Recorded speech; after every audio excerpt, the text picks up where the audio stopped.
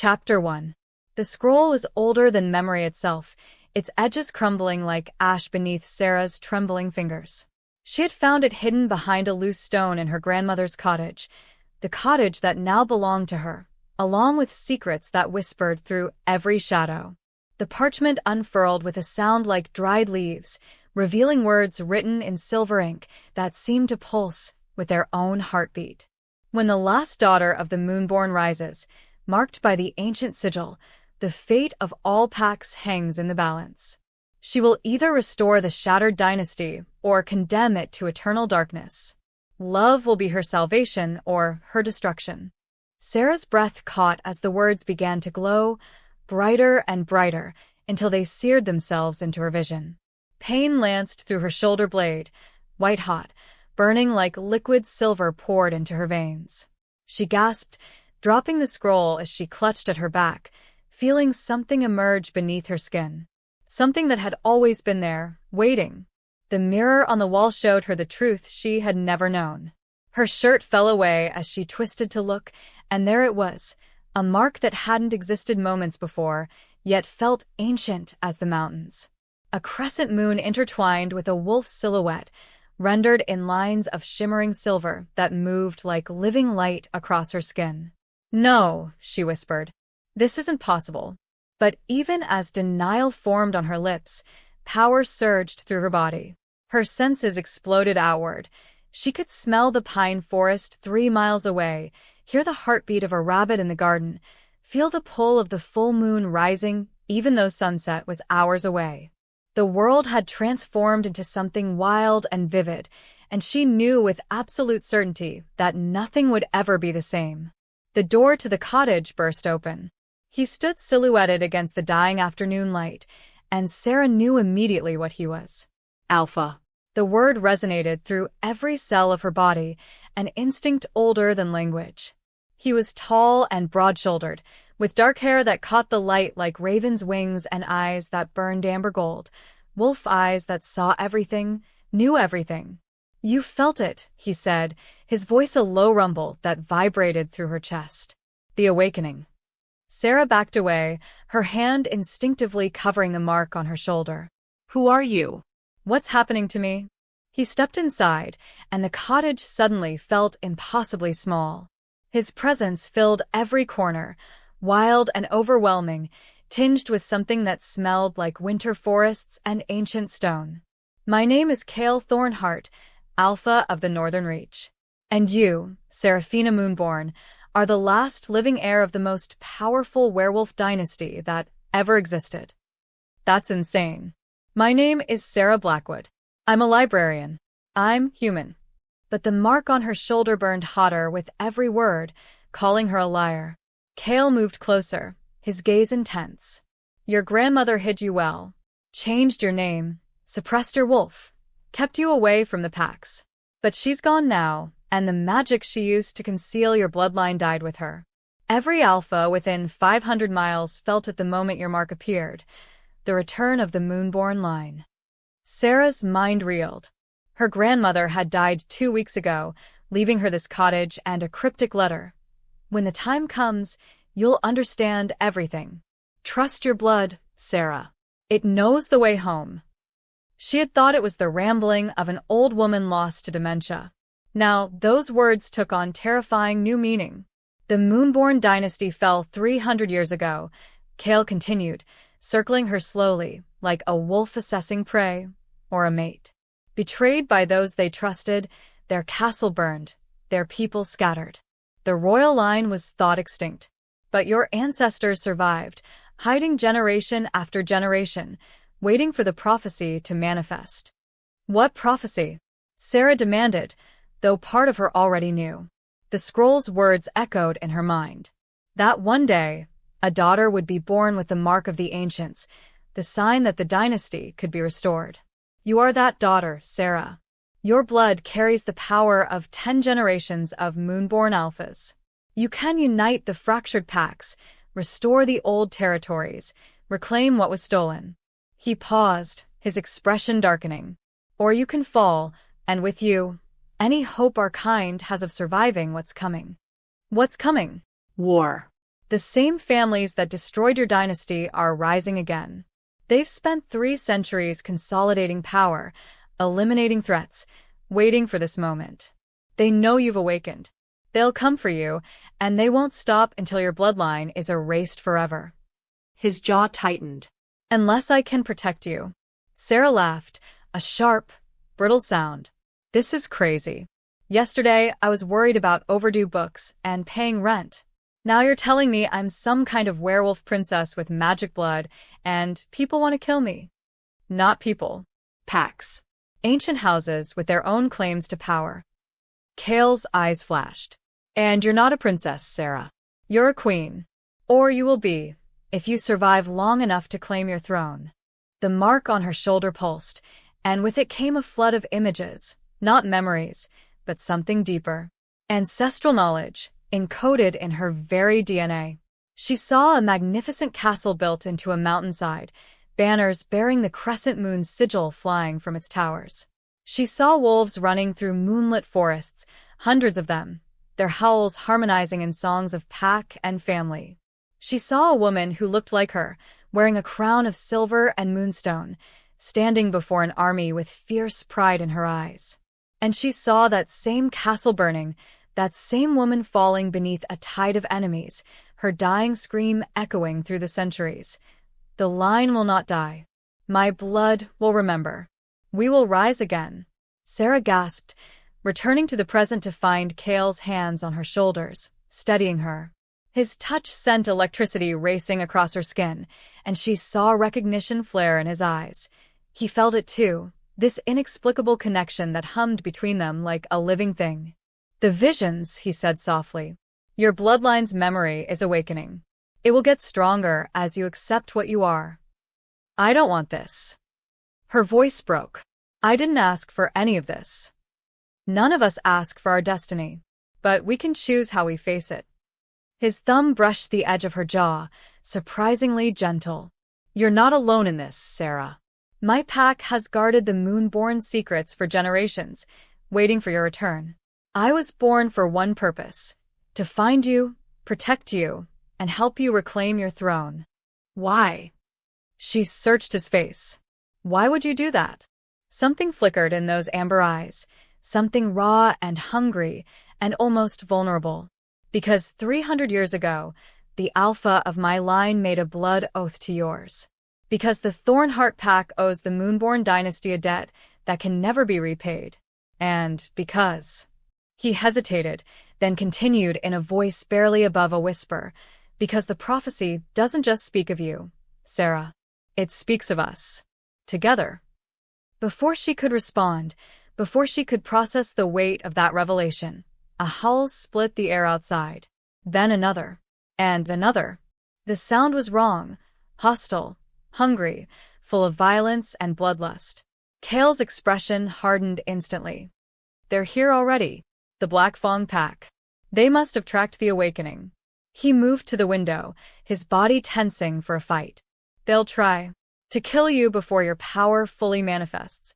If they succeed, the Moonborn line ends tonight. Fear iced through Sera's veins. What do we do? Kael turned back to her, and in his eyes, she saw the predator beneath the man. You run. I'll hold them off. There are dozens of them out there. I'm a Thornhart Alpha. I can handle a few Black Fong mutts. His smile was all teeth. But you need to survive, Sera.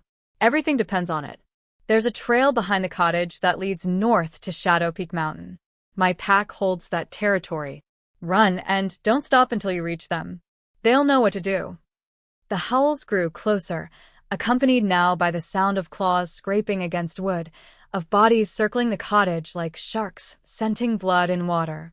Sera's hands clenched into fists. The mark on her shoulder blazed hot, and with the heat came something else. Anger. Fierce, primal, righteous anger that her ancestors' blood had been hunted for centuries, that her grandmother had lived in hiding and fear, that this man was preparing to die for a dynasty he'd never known just because his forebears had sworn an oath. No, she said firmly. I'm not running.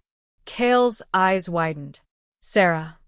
This is my bloodline they're trying to destroy. My legacy. My fight. Power built inside her, wild and untamed, responding to her will like it had been waiting for this moment all her life. You said I carry the strength of 10 generations. Let's find out if that's true. For a moment, Kael simply stared at her. Then, slowly, a grin spread across his face, proud, fierce, and absolutely feral. Your ancestors would be proud, my queen. The windows shattered as wolves poured through, their eyes gleaming red with murder. And Serafina Moonborn, last daughter of an ancient dynasty, felt her wolf rise to meet them. Some legacies sleep for centuries, waiting for love to awaken them. Chapter 2. The transformation was agony and ecstasy wrapped into one explosive moment. Sera's bones shifted, reformed, cracked, and healed in the space between heartbeats. Her skin rippled as silver-white fur erupted across her body, and her scream became a howl that shook the walls of the cottage. But unlike any first shift should be, hers was perfect, controlled, ancient. She landed on 4 paws as a massive silver wolf, larger than any of the Blackfang attackers, her fur marked with the same crescent moon pattern that had appeared on her human skin. The mark glowed like captured moonlight, and power radiated from her in waves that made the enemy wolves stumble backward, whimpering. Kael shifted beside her, a huge black wolf with amber eyes and a presence that screamed alpha. But even he paused, staring at her with something like awe in his gaze. You're magnificent. His voice echoed in her mind through the pack link she instinctively understood how to use. A true Moonborn Queen. There was no time to process the miracle of their telepathic connection. The Blackfang wolves recovered from their shock and lunged. Sera met them with fury that came from 300 years of injustice, from generations of her ancestors forced into hiding, from a grandmother who had died, keeping her safe. Her jaws closed around the throat of the first attacker, and ancient instinct guided every move. She fought like she'd been born to it, because she had. The blood memories of 1,000 battles flowed through her veins, teaching her how to dodge, when to strike, where to bite for maximum damage. Kael fought beside her, their movements synchronizing without thought or planning. When she went left, he covered her right. When he drove an enemy toward her, she was already there to finish them. They moved like 2 halves of a whole, like they'd been fighting together for years instead of minutes. The Blackfang pack was skilled, but they were no match for a Thornhart Alpha and a Moonborn heir awakening to her full power. Within minutes, half their number lay dead or dying, and the rest fled into the forest with their tails between their legs. Sera stood in the wreckage of her grandmother's cottage, blood on her muzzle, her chest heaving with exertion and exhilaration. The wolf inside her sang with triumph, with the rightness of finally being unleashed after a lifetime of dormancy. We need to move, Kael's mental voice was urgent. More will come.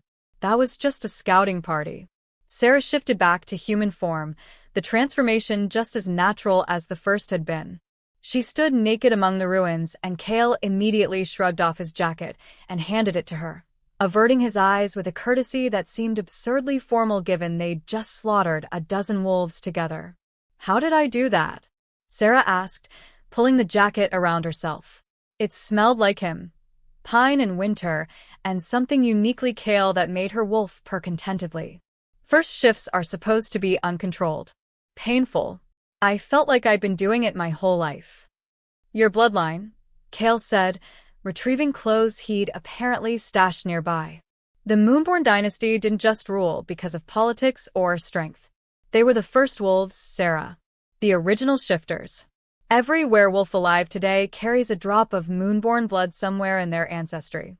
In you, it runs pure and undiluted. He turned back to her, now dressed, his expression serious. What you just did, that perfect first shift, the way you fought, the power radiating from your mark, that's not normal. That's legendary. Every pack for 500 miles will have felt it. By dawn, they'll all know the Moonborn heir has returned. Sera looked at the dead wolves littering the ground. She should feel horrified, traumatized. Instead, she felt alive in a way she never had before. What happens now? Now we run to Shadowpeak. My pack will protect you while we figure out our next move. Kael's jaw tightened. But understand this, everything has changed. The moment you shifted, you declared yourself. There's no going back to your human life. No hiding. You're in the game now, whether you want to be or not. The game? Pack politics. Dynasty wars. Ancient houses fighting for dominance. He stepped closer, his eyes intense. For 3 centuries, the supernatural world has been fractured into dozens of small packs, each controlling their own territory, each too weak to challenge the others. The Moonborn dynasty was the last time our kind was truly united under one rule. A golden age of peace and prosperity. Until someone destroyed it, Sera said bitterly. Until 3 houses betrayed it, Kael corrected. The Black Fang, the Ironclaw, and the Nightshade packs. They conspired together, convinced other houses to join them, and burned your castle to the ground. They said the Moonborn had grown too powerful, too controlling. But really, they just wanted that power for themselves. He paused, his expression darkening. They divided the old territories among themselves. But the thing about power seized through betrayal, it's never stable. For 300 years, they've been fighting each other, forming and breaking alliances, trying to claim the title of Supreme Alpha. None of them strong enough to dominate, all of them too paranoid to truly unite. And my return threatens that balance, Sera realized. Your return destroys it completely. Kael's smile was sharp.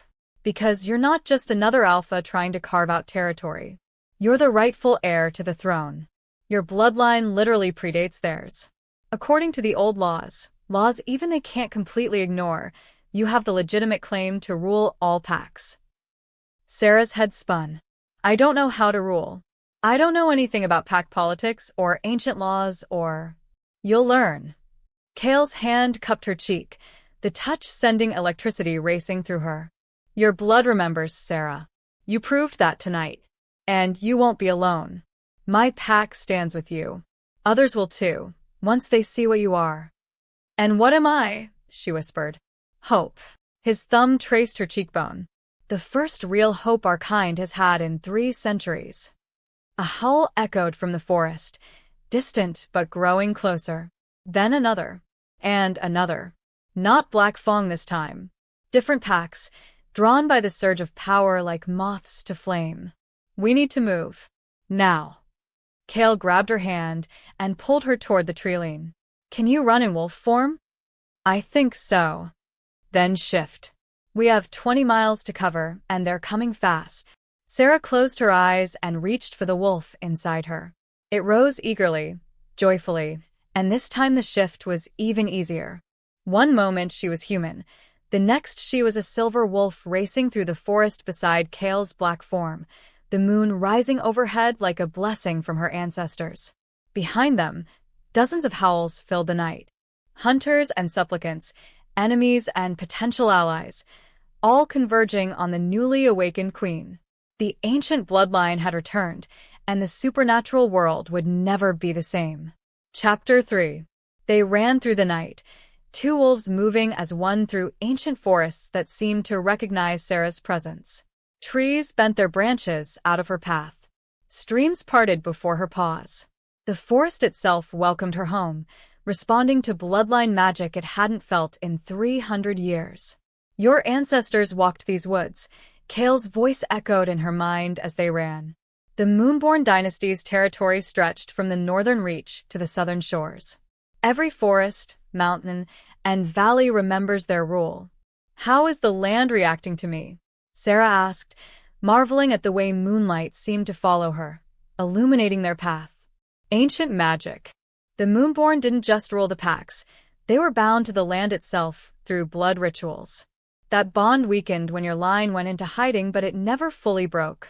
Now that you've awakened, it's coming back to life. They crested a ridge, and Shadow Peak Mountain rose before them, a massive peak crowned with eternal snow that gleamed silver in the moonlight. At its base, Sera could see lights from a settlement that looked more like a fortress. High stone walls, watchtowers, and dozens of buildings arranged in a defensive pattern. Home, Kael said with evident pride. The Thornhart stronghold. We've held this mountain for 5 centuries. As they descended toward the gates, wolves emerged from the shadows, sentries who'd been tracking their approach. But instead of challenging them, they lowered their heads in submission when they caught sight of Sera. Their wolves recognized what she was, even if their human minds didn't fully comprehend it yet. The massive gates opened before them, and they padded into a courtyard where dozens of wolves, both in fur and human form, had gathered. Word of their arrival had spread fast. Sera shifted back to human form, acutely aware that she was still wearing only Kael's jacket. But no one stared at her partial nakedness. They were all staring at the glowing mark on her shoulder, at the power radiating from her like heat from a forge, at the living legend standing in their midst. An elderly woman stepped forward, her silver hair braided with moonstone beads, her eyes sharp despite her age. She moved with the authority of someone used to being obeyed, but when she reached Sera, she dropped to one knee. "My queen," the woman said, her voice ringing across the courtyard. "House Thornhart welcomes the return of the Moonborn dynasty. We have waited 300 years for this moment." One by one, every wolf in the courtyard knelt. The silence was profound, reverent, almost religious. Sera looked at Kael helplessly, but he too had taken a knee, his head bowed. "Say something," his mental voice urged. "They need to hear their queen." Sera's throat tightened. She wasn't a queen. She was a librarian who'd learned she was a werewolf about 3 hours ago. But looking at these faces, hopeful, loyal, waiting, she felt something stir inside her. Not just the wolf. Something deeper. The weight of her bloodline, the responsibility of her ancestors, the destiny she'd been born to fulfill. "Rise," she said, and her voice carried across the courtyard with unexpected authority. "I don't know how to be the queen you're expecting. I don't know the old ways or the ancient laws. But I know this. My ancestors' blood runs in my veins, and they're telling me that what was broken can be mended, that what was lost can be found, that we can build something better than what came before." She paused, meeting the eyes of as many wolves as she could. "I can't promise I'll be perfect. I can't promise I won't make mistakes. But I can promise that if you stand with me, I'll fight for every wolf in every pack until my last breath." That's not just words. That's a blood oath. The courtyard erupted with howls of approval, dozens of voices lifted in primal song that echoed off the mountain. Sera felt tears prick her eyes at the sound of acceptance, of belonging, of purpose. The elderly woman rose and approached, her expression warm. "I am Elena Thornhart, elder of this pack, and Kael's grandmother. Welcome to Shadow Peak, child. You have no idea how long we've prayed for your return." "Thank you," Sera said. "But I need to understand what I'm walking into. Kael told me about the betrayal, about the 3 houses that destroyed my dynasty. What's happened in the 3 centuries since?" Elena's expression darkened. "Come." "We have much to discuss, and little time. The other packs will be here by dawn, and you need to understand the game board before you start making moves." She led Sera and Kael into the main hall, a vast stone chamber with a ceiling that soared 3 stories high. The walls were covered in tapestries depicting wolves in battle, ancient ceremonies, and historical events. But what drew Sera's attention was the enormous table in the center of the room, its surface carved with a detailed map of the territories. "This is the supernatural world as it exists today," Elena said, gesturing to the map. 37 distinct packs, each controlling their own territory. Some are large and powerful, others small and struggling. All of them constantly jockeying for position, forming alliances, breaking them, trying to gain advantage. She pointed to 3 large territories marked in red. "These are the Betrayer houses, Blackfang to the east, Ironclaw to the west, Nightshade to the south. Together, they control almost half of the old Moonborn lands. They've managed to maintain an uneasy truce among themselves for the past century, united by their fear of what would happen if they fell apart." "Fear of what?" Sera asked. "Fear that one of them would rise above the others and claim dominance. Fear that smaller packs would rebel. Fear that. Elena paused significantly, that the Moonborn line would return. Kael leaned over the map. They've spent 3 centuries hunting for any trace of your bloodline. Every few decades, they'd find a descendant, distant cousins, minor branches of the family tree. They'd kill them before their powers could manifest. Your grandmother was the last of the direct line, and they never found her. She hid too well. Until now, Sera said softly. Until now, Elena agreed. Your awakening has changed everything. The betrayer houses will be scrambling, trying to decide how to respond. Some will want to kill you immediately, before you can gather support. Others might try to negotiate, to bring you into their alliance. And still others. She smiled grimly. Others will see an opportunity. Opportunity for what? To make things right. A new voice spoke from the doorway. A man entered, middle-aged, scarred, with eyes that held deep sorrow and determination. To atone for the sins of our ancestors. Elena's expression softened. Sera, this is Marcus Ironclaw. He arrived 2 hours ago, as soon as he felt your awakening. Sera tensed. Ironclaw? As in one of the betrayer houses. Marcus bowed deeply. The very same. My great-great-grandfather helped destroy your dynasty. My house has profited from that betrayal for 3 centuries. And I am here to tell you that not all Ironclaws support what was done. Some of us have waited for the chance to make amends. He straightened, his gaze direct. My queen, I come bearing information and an offer. The betrayer houses are meeting at dawn to decide your fate. I can tell you their plans, their weaknesses, their secrets. In exchange, I ask only one thing. What? Sera asked warily. Let me swear a blood oath to you. Let me bind my life to yours, as my ancestor should have done 300 years ago. Let me serve the rightful queen, and in doing so, redeem my bloodline's honor. The hall fell silent. Every eye turned to Sera, waiting for her judgment. This was her first real test as queen, how to handle a member of the very houses that had destroyed her family, who now claimed to want redemption. Sera studied Marcus carefully. She could feel his sincerity through some instinct she didn't fully understand, could sense the truth of his words resonating in her blood.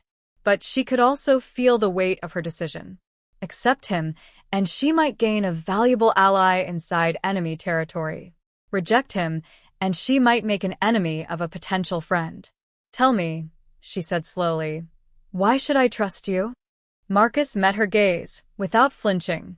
Because 300 years ago, an Ironclaw Alpha murdered a Moonborn princess in cold blood. She was pregnant. My ancestor knew this, and killed her anyway, along with the child she carried. That princess's name was Lyanna Moonborn, and she was your great-great-great-grandmother's sister. He pulled something from his coat, a small portrait, aged and worn. It showed a beautiful woman with silver hair and eyes like Sera's, holding a baby. This is the only image of her that survived. My family kept it as a trophy. I've carried it for 20 years, waiting for the chance to return it to its rightful owner. Sera took the portrait with trembling hands. The moment her fingers touched it, she was flooded with vision. A young woman's terror, her desperate plea for her unborn child's life, the betrayal in her eyes as someone she trusted plunged a blade into her heart. And beneath the horror, a whisper that felt like a ghost's touch. Forgive them, daughter of my blood. Hatred will poison what you're trying to build. Show them a better way. Sera gasped, returning to the present with tears streaming down her face. The hall was utterly silent, everyone watching her struggle with emotions too large for words. Finally, she spoke. Lyanna Moonborn sends a message from beyond death. She says hatred will poison what we're building. That we need to find a better way. She looked at Marcus, seeing the hope and fear mingled in his expression. I accept your oath, Marcus Ironclaw. But understand this, if you betray me, it won't be my wrath you'll face. It will be hers. Marcus dropped to his knees, relief evident on his face. I swear on my life, on my blood, on the honor I seek to restore, I am yours, my queen, until death releases me from this oath. Power flared between them, ancient magic sealing the bond. Sera felt it settle into place, a new connection that linked Marcus's life force to hers. She could sense his loyalty, his determination, his genuine desire for redemption. Well played, Kael's voice whispered in her mind. You just gained a spy inside the enemy's inner circle. Is that what I did? Sera asked silently. I thought I was just listening to a ghost. You did both. That's what makes you dangerous. You lead with your heart, and somehow it ends up being the strategically perfect move. Elena cleared her throat. Now then, Marcus. Tell us what the betrayers are planning. Marcus rose, his expression grim. They're convening at Grimstone Keep at dawn, neutral territory held by the Ashwood Pack. All 3 betrayer houses, plus their allied packs. They're calling it an emergency council. To discuss what to do about me, Sera said. To discuss how to kill you, Marcus corrected bluntly. Black Fong wants an immediate assault. They're arguing for overwhelming force, hit Shadow Peak with everything they have, burn it to the ground, make sure there's no chance you survive. Kael growled, but Marcus continued. Nightshade wants subterfuge. Assassination. They have spies and killers who could slip past most defenses. They're proposing we wait, watch, strike when you're vulnerable. And Iron Claw? Elena asked. Marcus's jaw tightened. My cousin Victor leads our house now. He's proposing something worse than either option. He wants to capture you alive, force you to mate with an Iron Claw Alpha, and absorb the Moonborn bloodline into our house. That way, the dynasty is restored under their control. Rage flooded through Sera, hot and primal. Her wolf surged forward, and power exploded outward from her mark, shattering glasses and cracking the stone table. Over my dead body. That's what I told them, Marcus said quietly. That's why I'm here instead of there. Kael stepped to Sera's side, his hand on her arm steadying her. How many packs are allied with the betrayers? 15 firmly. Another 8 that could swing either way depending on what you offer them. And 14 that have stayed neutral or even expressed quiet support for the Moonborn return, but they're afraid to declare openly without knowing if you're strong enough to protect them. Elena studied the map. So we're outnumbered 3-1, possibly worse if the undecided packs side with the betrayers. In terms of raw numbers, yes, Marcus agreed. But you have advantages they don't. You have the rightful heir. That matters to traditional packs who respect the old laws. You have the element of surprise. They don't know about my defection yet. And you have something they can never match. He looked at Sera with something like awe. You have her. A true Moonborn, awakened and powerful. The moment she walks into that council meeting, every wolf there will feel her authority. Some will resist, but many won't be able to help themselves. Their wolves will want to submit to the alpha of all alphas. Then that's what we do, Sera said, decision crystallizing. I walk into their council meeting. Face them directly. Show them I'm not afraid.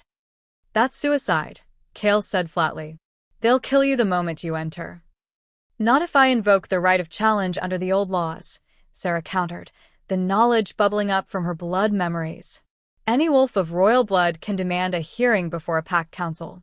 They have to grant safe passage and the chance to speak. It's one of the oldest laws. Even the betrayers can't ignore it without losing all credibility. Elena's eyes widened. The right of challenge. I'd forgotten about that. It hasn't been invoked in over 200 years. Because there hasn't been anyone with royal blood to invoke it, Sera said. But I can.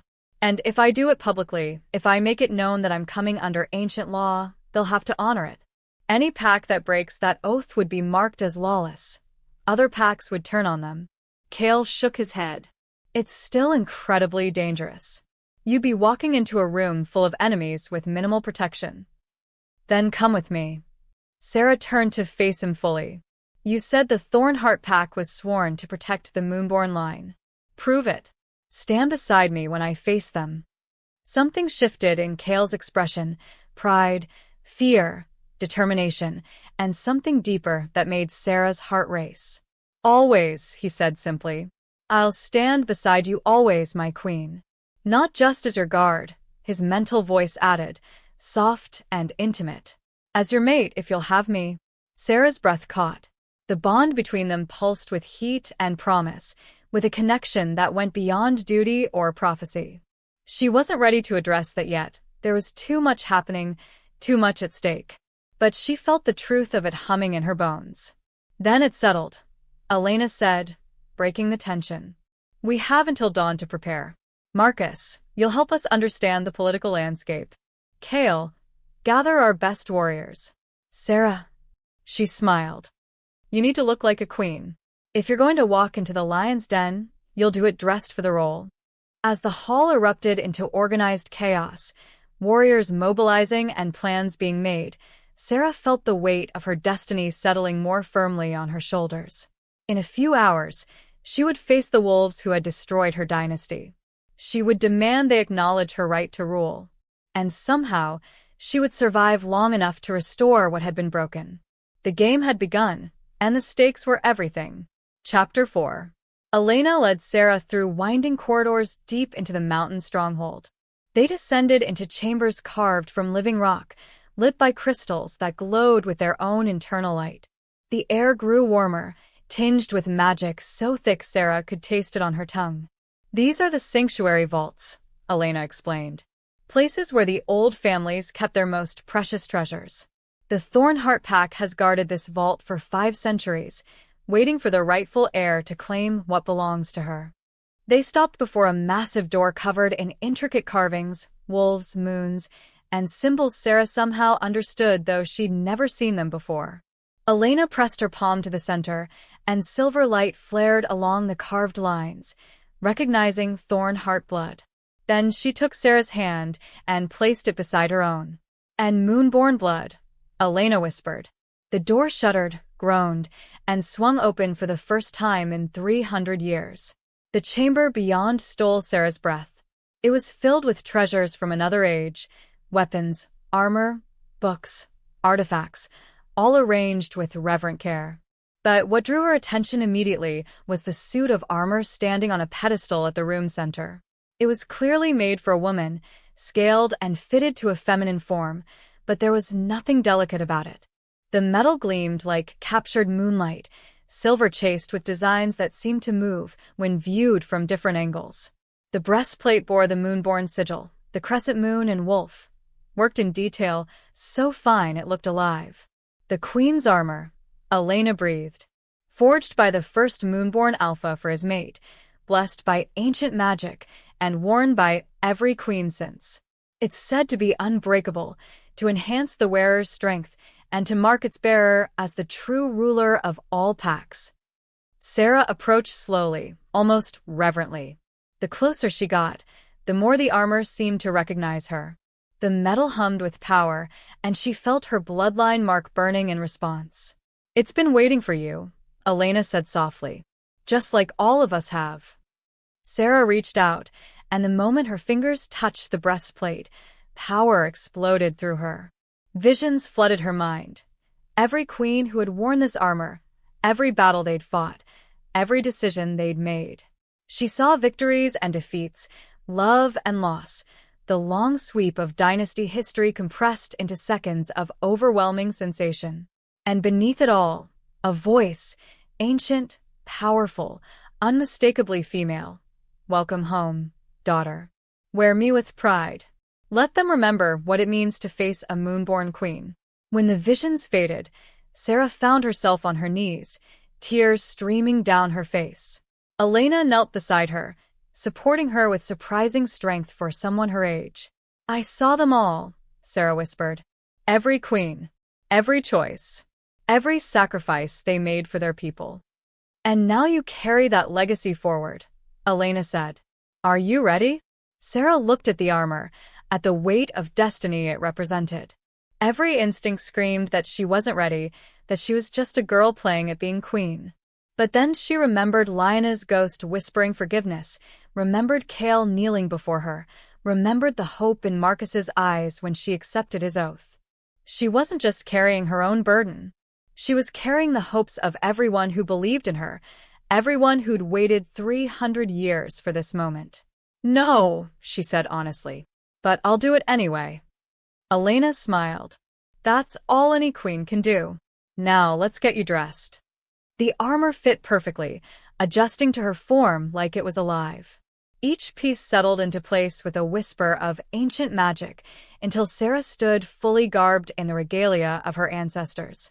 The metal was surprisingly light, moving with her instead of restricting her, amplifying her strength rather than weighing her down. Elena handed her a sword, long, elegant, its blade inscribed with runes that glowed silver. Moonreaver, the queen's blade. It's said to cut through anything, even magic. Sera grasped the hilt, and the sword sang in her hand, recognizing its rightful wielder. Knowledge flooded into her, not just how to hold it but how to fight with it. Centuries of combat technique encoded in the weapon itself, ready to guide her hand. There's more, Elena said, gesturing to other items. Your crown, your cloak, relics that will help you command respect and channel your power. The crown was a circlet of silver worked to look like intertwined wolves, with a central moonstone that pulsed with pale light. When Elena placed it on Sera's head, power surged through her so intensely she gasped. Her senses expanded outward, and for a moment she could feel every wolf in the stronghold, every heartbeat, every emotion. The cloak was midnight blue, edged with silver thread, and so light it felt like wearing shadow. But Elena explained it was woven with protection spells, able to turn blades and deflect magic. When Sera finally saw her reflection in a polished shield, she barely recognized herself. Gone was the uncertain librarian.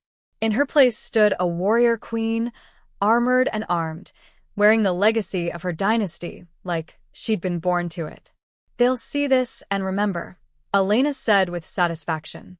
Remember when the Moonborn ruled with wisdom and strength.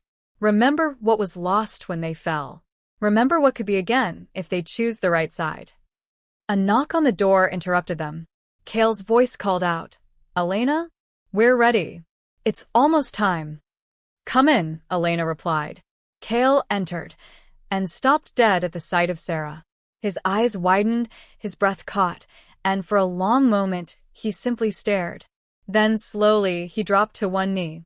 My queen, he said, his voice rough with emotion. You look like the legends made flesh. Sera felt heat rush to her cheeks despite the seriousness of the moment. Get up, Kael. We're about to walk into enemy territory. I need you standing beside me, not kneeling. He rose, but his eyes never left her face. You understand what you're asking of me? To stand beside you in that council means declaring myself as your chosen alpha. He hesitated. Your potential mate. Is that a problem? Sera asked, her heart pounding. No. His voice was fierce. But it means every alpha in that room will see me as a rival. They'll challenge me, try to prove they're more worthy of you. And I'll have to defend my position beside you, possibly to the death. Sera stepped closer, until she could feel the heat of him, smell the pine and winter scent that made her wolf purr. Can you handle it? Kael's smile was all teeth. I'm a Thornhart alpha, descended from the pack that guarded your ancestors for generations. I was literally bred for this moment. The question is, can you handle having me beside you? I guess we'll find out. The moment stretched between them, charged with tension and possibility. Then Elena cleared her throat. As touching as this is, we're running out of time. Dawn is coming, and you have enemies to intimidate. She was right. Sera could feel the sky lightening outside, could sense the pack mobilizing for their march to Grimstone Keep. It was time to step fully into her role, to claim her dynasty and demand what was rightfully hers. They emerged from the sanctuary vaults to find the entire Thornhart pack assembled in the courtyard. Warriors in armor, elders in ceremonial robes, young wolves practically vibrating with excitement. And at the center, Marcus Ironclaw standing with a small group of wolves who must have come with him. When Sera appeared, wearing the queen's armor, carrying Moonreaver, the crown glinting on her brow, a hush fell over the crowd. Then, as one, every wolf dropped to their knees. Even those who had been standing casually a moment before couldn't help themselves. The sight of a Moonborn Queen in full regalia triggered instincts older than thought. Rise, Sera commanded, and her voice carried across the courtyard with supernatural clarity. We march to Grimstone Keep. We march under the ancient law of right of challenge. And we march to remind the Pax who forgot what it means to serve the true dynasty. Howls of approval rose from every throat. The Pax surged into motion, organizing into formations with practiced efficiency. Kael moved to Sera's right side, Elena to her left, and Marcus just behind, a formation that declared their roles clearly. Alpha Mate, Elder Advisor, Sworn Sword. They marched out of Shadow Peak as the first rays of dawn touched the mountain peak, turning the snow crimson and gold. An army of wolves moving with purpose, their queen at their head, destiny driving every step. Grimstone Keep lay 3 hours away. 3 hours for word to spread, for the betrayer houses to realize what was coming. 3 hours for Sera to steady her nerves and prepare for the confrontation that would determine whether she lived to see another sunset. Are you afraid? Kael's mental voice asked as they marched. Terrified, Sera admitted. But I'm more afraid of what happens if I don't do this. If I hide and let them hunt me. If I give up before I even try to reclaim what my ancestors built. That's the difference between you and them, Kael said. They're motivated by fear and greed. You're motivated by hope and duty. That's why you'll win. You're very confident for someone marching into a room full of people who want to kill us. I'm confident because I'm standing beside you. And because I've seen what you are, what you're becoming. They're about to see it too. The march continued through forest and field, past territories held by smaller packs who emerged from hiding to watch the procession with wide eyes. Sera could feel their attention, their curiosity, their budding hope. Word was spreading fast. The Moonborn Queen was on the move. By the time Grimstone Keep came into view, a massive fortress built into a cliff face, dozens of additional wolves had joined their procession. Not warriors pledging their packs, but individuals choosing to follow, drawn by something they couldn't quite name but couldn't resist. The gates of Grimstone stood open, guarded by Ashwood Pack warriors in neutral gray. Their leader, an older male with silver streaking his dark hair, stepped forward as Sera's group approached. I am Roland Ashwood, keeper of this neutral ground, he announced formally. State your business. Sera stepped forward, alone, and her voice rang out clear and strong. I am Seraphina Moonborn, last daughter of the royal dynasty, rightful heir to the throne of all Packs. I invoke the right of challenge under the old laws. I demand an audience before the assembled council, and I claim the protection of safe passage that ancient tradition grants to those of royal blood. Roland's eyes widened as he took in her armor, her crown, the unmistakable mark glowing on her exposed shoulder. He dropped to one knee immediately, and his warriors followed suit. The right of challenge is recognized, Roland said, his voice thick with emotion. Safe passage is granted. Welcome to Grimstone Keep, Your Majesty. May the old laws protect you within these walls. As Sera and her group passed through the gates, she heard Roland whisper to one of his warriors, Send word to the Ashwood elders. Tell them the impossible has happened. The dynasty has returned. The keep's great hall was already filled with wolves when Sera entered. 36 alphas, their advisors and warriors, all arranged around a massive circular table. She recognized the power players immediately, her blood memories providing names and histories. To the north sat Victor Ironclaw, Marcus's cousin, a massive male with cold eyes and an air of calculated cruelty.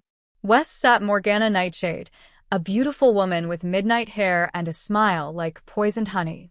And to the east, Theron Blackfang, the alpha whose pack had attacked her cottage, scarred and brutal and radiating barely controlled violence.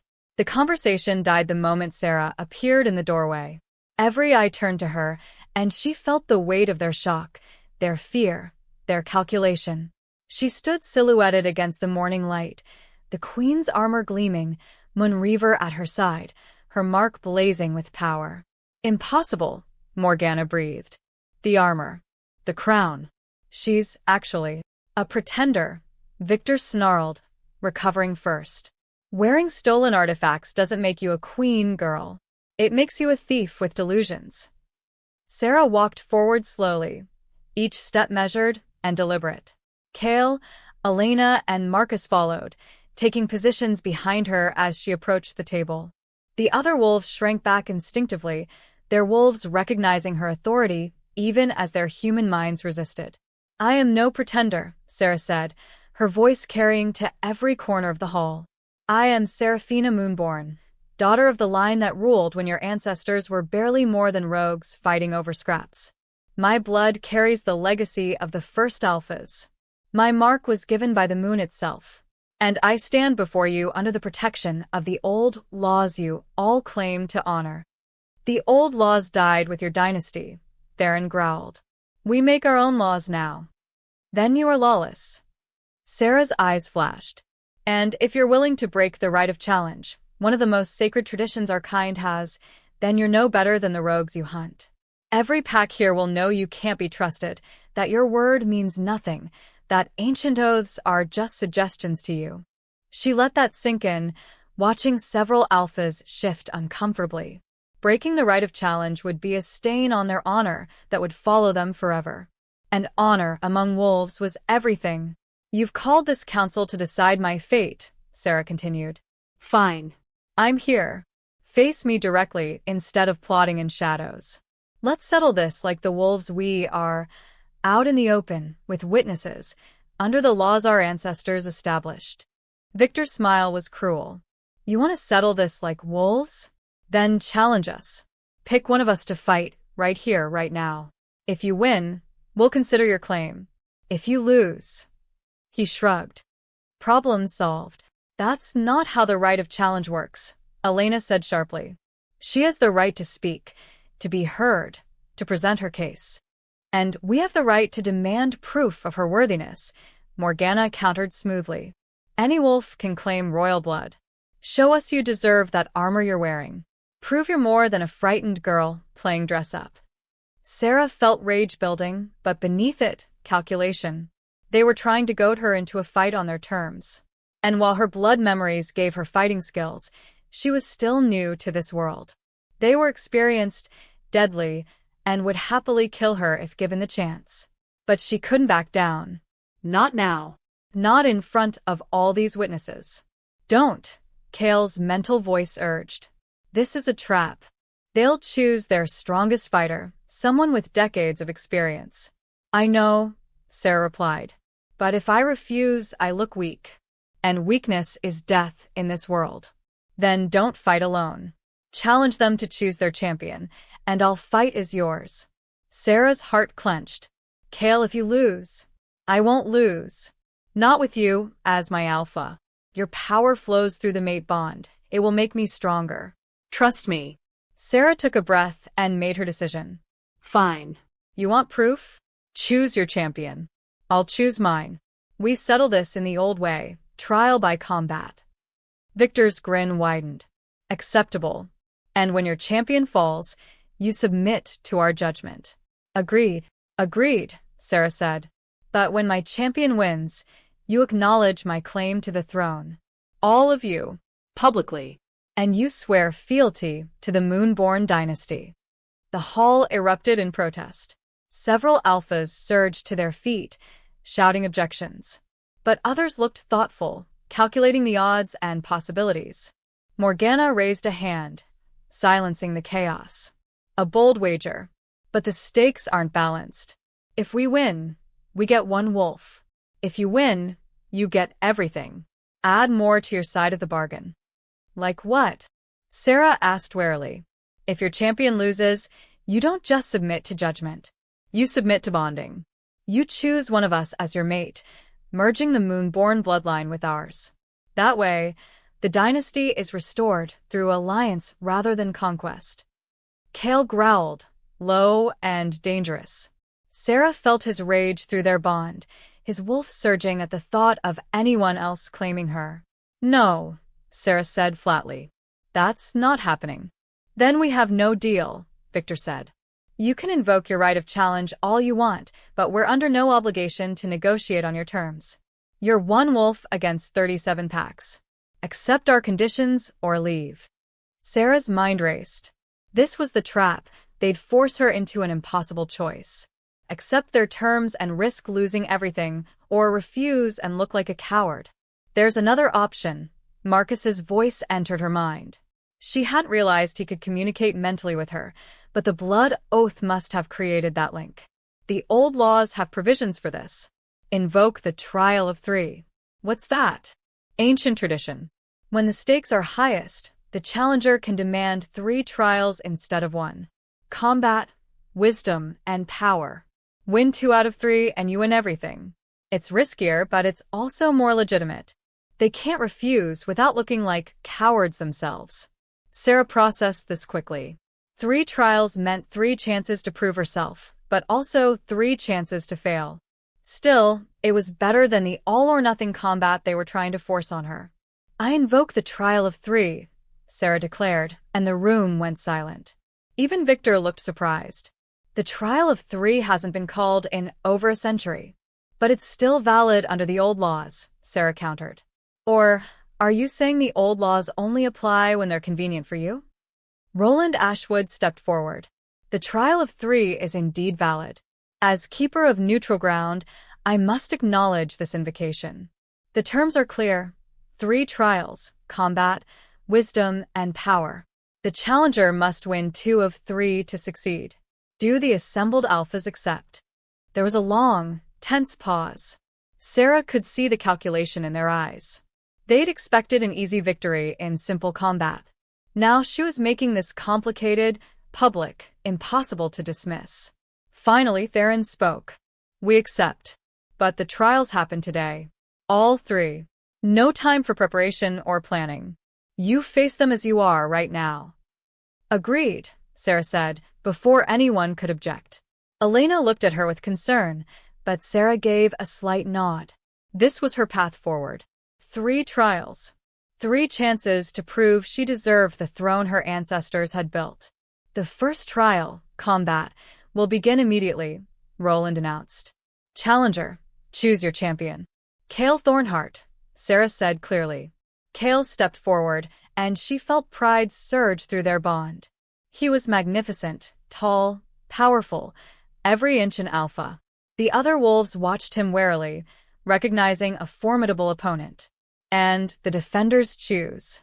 Roland prompted. The 3 Betrayer House leaders conferred briefly. Then Victor smiled coldly. Draven Steelclaw, the berserker of the Eastern Wastes. A massive wolf stepped forward from the Ironclaw delegation. He was huge, even by werewolf standards, with scars crisscrossing his body like a map of violence. His eyes held no sanity, no mercy. Only the joy of killing. Sera's blood ran cold. She'd heard of Steelclaw in her blood memories, a legendary fighter who'd killed over 100 opponents in challenges, who fought with no regard for his own life because he felt no pain, no fear. They chose their executioner. Kael's mental voice was grim. He's called the Berserker because he fights in a permanent rage state. Most wolves can't maintain that. It burns through their energy too fast. But Steelclaw has some kind of mutation. He can go berserk indefinitely. Can you beat him? A pause. Then, I'll die trying. That's not good enough. I need you alive, Kael. I need you. She couldn't finish the thought, couldn't acknowledge what he was coming to mean to her. But Kael felt it through their bond, and his presence in her mind warmed with emotion. Then give me your power. We're mates in all but the final claiming. Open the bond fully. Let your moonborn strength flow through me. How? Trust me. Trust yourself. Trust what we're becoming to each other. The fighters were being led to a circular arena in the center of the hall, a space marked with ancient runes, designed for exactly this kind of trial. Sera followed, her heart pounding. As Kael and Draven faced each other across the circle, Sera reached for their mate bond. It was there, golden and pulsing with potential, waiting to be fully opened. She'd been holding back, afraid of the implications, afraid of being vulnerable. But now Kael's life depended on her courage. She opened the floodgates. Power poured through the bond, her moonborn strength, her ancestral magic, the combined might of 10 generations flowing from her into Kael. He gasped, his eyes flaring bright gold, his body beginning to glow with silver light. The watching wolves murmured in shock. Several alphas stood, staring in disbelief. "She's channeling to him," Morgana breathed. "The old mate magic. I thought that was a legend." "It's real," Elena said with fierce pride. "And it only works between true mates, wolves destined for each other. No political alliance can create that bond. Only love. Only destiny." Roland raised his hand. "Begin." Draven shifted instantly into his wolf form, a monstrous beast, dark gray and massive, foam literally dripping from his jaws. He launched himself at Kael with berserker speed. But Kael, empowered by Sera's magic, was ready. He shifted mid-dodge, becoming a huge black wolf wreathed in silver light, and met Draven's charge with strength that shocked everyone watching. The fight was brutal, savage, two powerful wolves tearing at each other with no mercy. But where Draven fought with mindless rage, Kael fought with purpose. Every move was calculated, using Draven's berserker fury against him, letting the larger wolf overextend, and then striking at weak points. Sera felt every blow through their bond, felt Kael's pain and determination, felt the drain on her power as she kept channeling strength to him. But she also felt something else, the rightness of this connection, the way they fit together like two pieces of a whole. "This is what it means to be mates," Kael's voice echoed in her mind between strikes. "To fight together. To be stronger together than apart.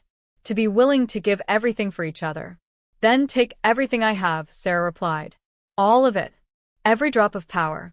Win this, Kael. Come back to me." The silver light around Kael intensified, becoming almost blinding. He moved faster, hit harder, and when Draven lunged for his throat, Kael twisted and caught the berserker's neck instead. One powerful bite, one savage shake, and Draven's steel claw fell, dead before he hit the ground. The hall exploded with noise, shock, outrage, approval all mixed together. Kael shifted back to human form, breathing hard, covered in blood. He looked at Sera, and their eyes locked across the arena. "The first trial is won," Roland announced. "The challenger's champion is victorious. Trial of Wisdom begins in 1 hour. The challenger will face the Council of Elders in a test of judgment and knowledge." Sera barely heard him. She was running to Kael, throwing her arms around him despite the blood, despite the watching crowd. He caught her, held her tight, and she felt his relief and triumph and love washing through their bond. "I knew you could do it," she whispered. "You gave me the strength," he replied. "Always together, remember?" "Always," she agreed. But even as they held each other, Sera knew the hardest trials were still ahead. She'd won combat. Now she had to prove her wisdom and her power. 2 more tests before she could claim her throne. And the betrayer houses were not going to make either one easy. Chapter 5. The hour passed too quickly. Sera barely had time to catch her breath, to process what had happened in the combat trial, before Roland was calling her back to the Great Hall.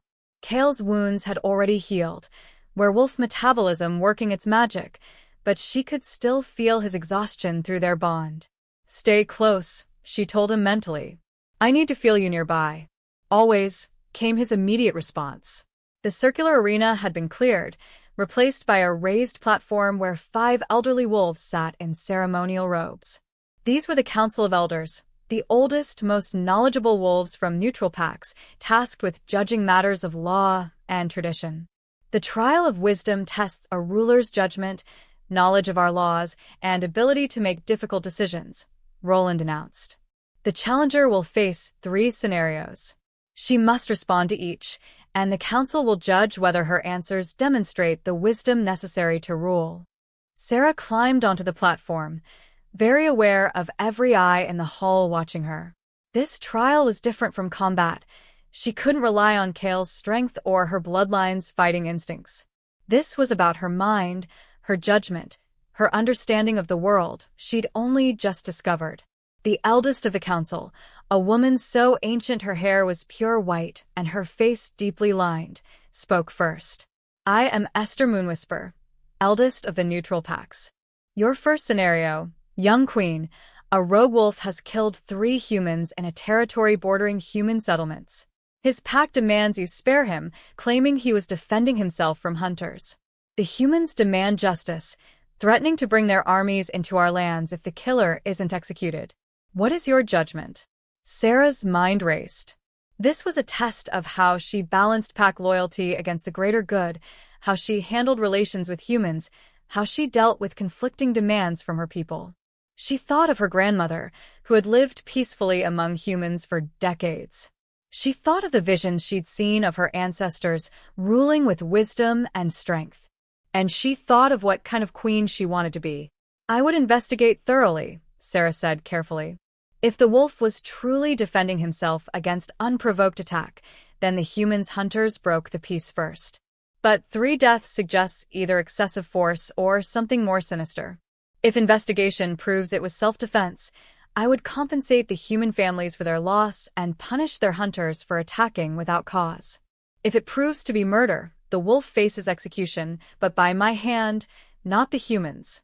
We police our own, or we give humans reason to see us as monsters they must exterminate. Esther's expression was unreadable. You would execute one of your own to appease humans? I would execute a murderer to prevent a war that would kill thousands, Sera corrected. That's not appeasement. That's justice. Our kind has survived this long by being smart about when to fight and when to compromise. A good ruler doesn't sacrifice many for the sake of one. Several of the elders nodded approvingly. Esther continued, Your second scenario. 2 packs under your rule are on the brink of war over disputed territory. Both have legitimate historical claims. Both have prepared for battle. You must choose, favor one pack over the other, divide the territory, or find another solution. What do you do? This was about fairness, about preventing internal conflict, about creative problem-solving. Sera took a breath. I would ask why they want that specific territory. What makes it valuable? Is it hunting grounds, sacred sites, strategic location? She paused, organizing her thoughts. Often, conflicts aren't really about the surface issue. Maybe one pack needs better hunting grounds because their current territory is depleted. Maybe the other wants to expand because their population is growing. If I can address the underlying needs, the territorial dispute might resolve itself. And if it doesn't, another elder pressed. If both simply want that land and won't compromise, then I rule neither pack gets it, Sera said firmly. I claim it as crown land, under my direct authority. I establish it as neutral ground where both packs can hunt by taking turns, or where neither can go, depending on what makes sense. If 2 children are fighting over a toy and can't share, sometimes the parent takes the toy away until they learn to act better. A few alphas in the audience stirred uncomfortably. They clearly didn't like being compared to children. But the elders looked thoughtful. Your third scenario, Esther said, her eyes sharp. And the most difficult. You discover that your most trusted advisor has been secretly communicating with your enemies, passing information that has led to the deaths of your warriors. But this advisor is also your mate, the person you love most in the world. The law demands execution for treason. Your heart demands mercy. What is your judgment? The hall went absolutely silent. This was the crux of the trial. Could Sera put duty above personal love? Could she be ruthless when necessary, even at terrible personal cost? Sera felt Kael's presence in her mind, felt his support but also his curiosity about how she'd answer. She looked at the elders, then out at the assembled alphas, and finally back to Esther. This scenario is designed to have no good answer, Sera said slowly. Any choice causes terrible harm. But that's what leadership is, making the least terrible choice when all options are bad. She straightened her shoulders. I would execute them. Not because I don't love them. Not because betrayal doesn't break my heart. But because if I show that love puts you above the law, then everyone will know the law means nothing.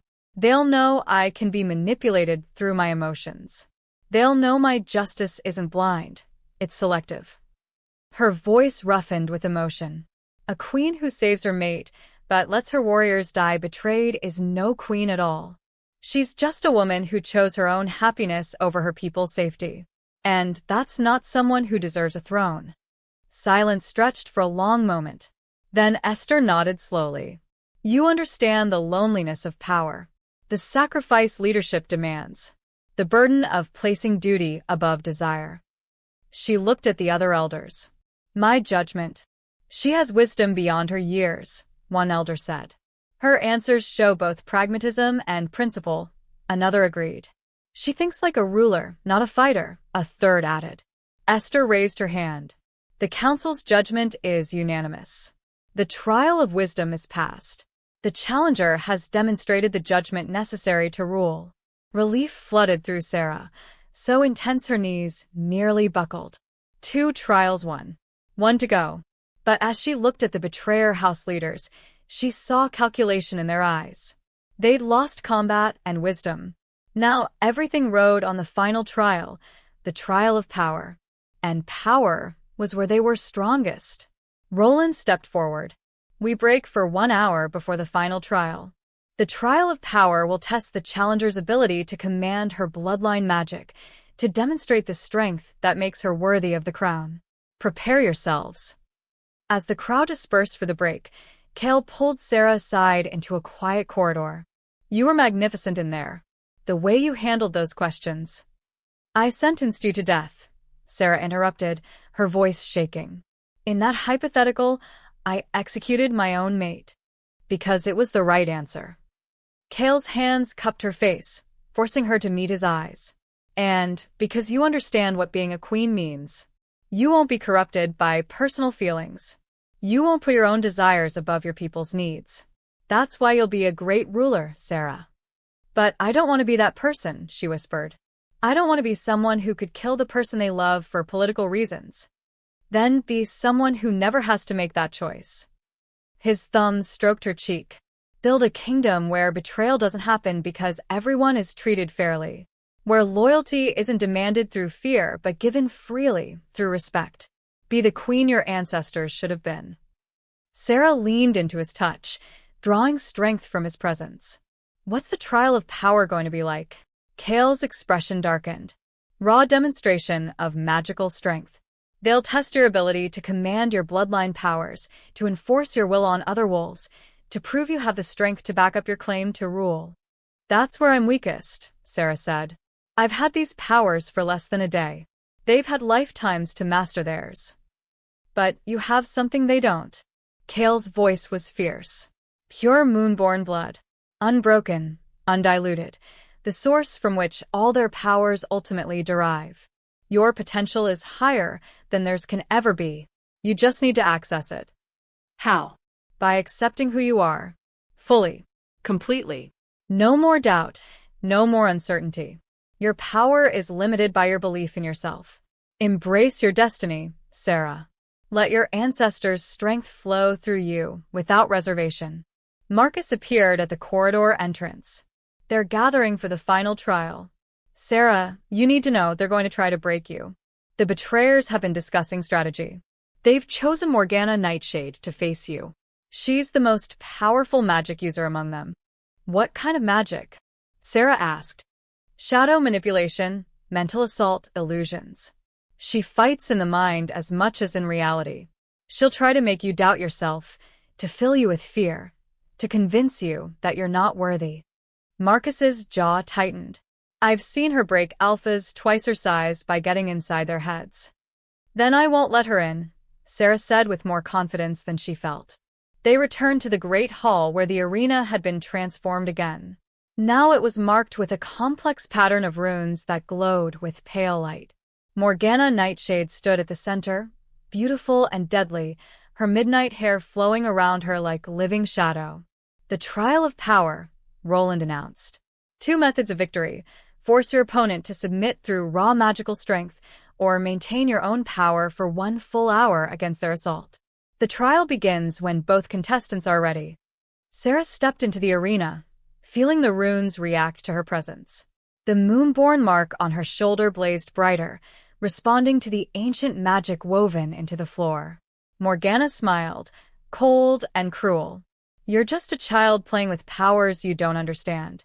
I've spent 2 centuries mastering magic. This is going to be embarrassing for you. Then let's get it over with, Sera replied. Roland raised his hand. Begin. Morgana struck immediately, shadows erupting from her body, like living things.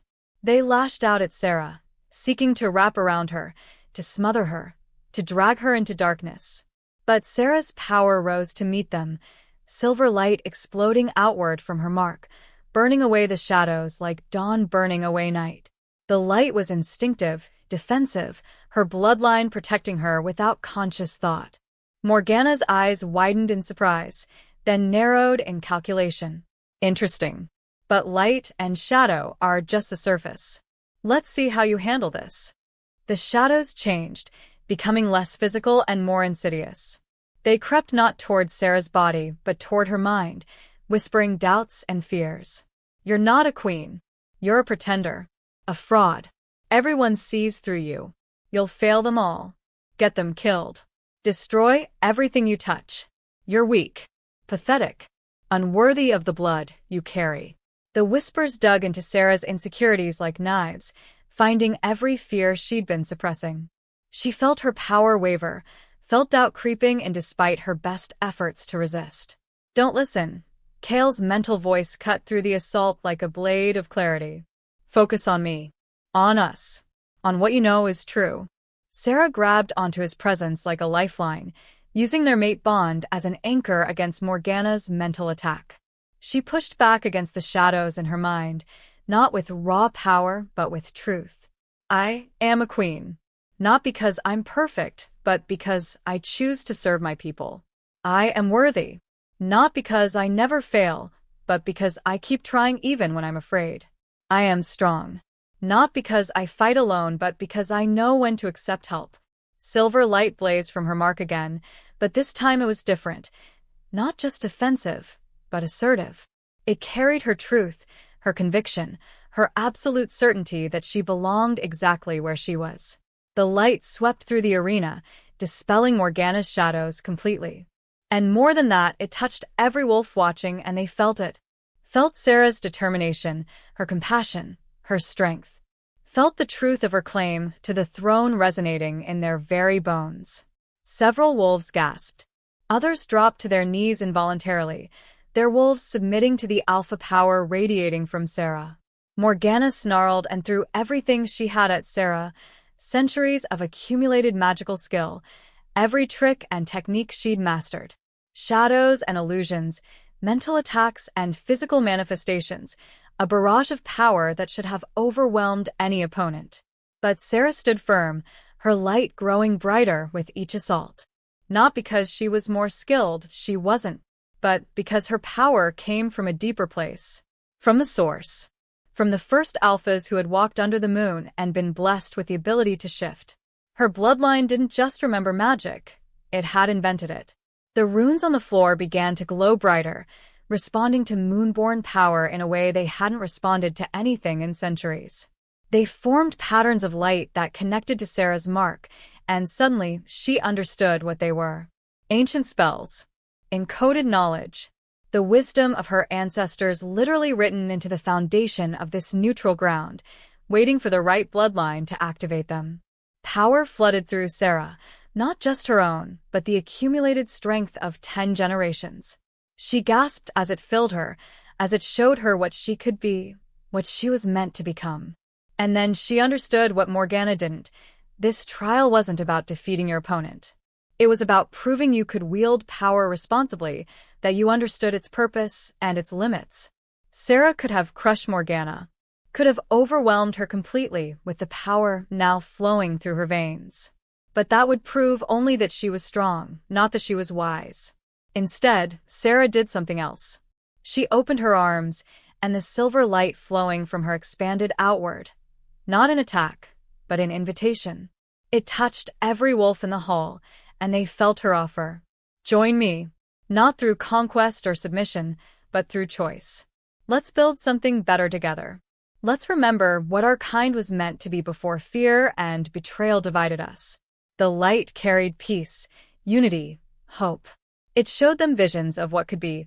Packs working together instead of fighting, territories shared instead of contested, a return to the Golden Age when the Moonborn ruled with wisdom rather than force.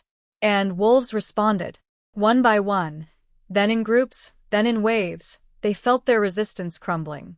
Not because Sera was dominating them, but because she was offering them something they'd forgotten they wanted, a chance to be part of something greater than themselves. Even Morgana felt it.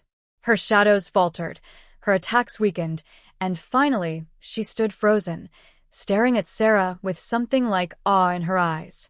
"What are you doing?" Morgana whispered. "Showing you what real power is," Sera replied. "It's not about forcing others to submit. It's about inspiring them to follow. Not out of fear, but out of hope." The light faded, but its effect remained. The entire hall was silent, dozens of wolves staring at Sera with new understanding.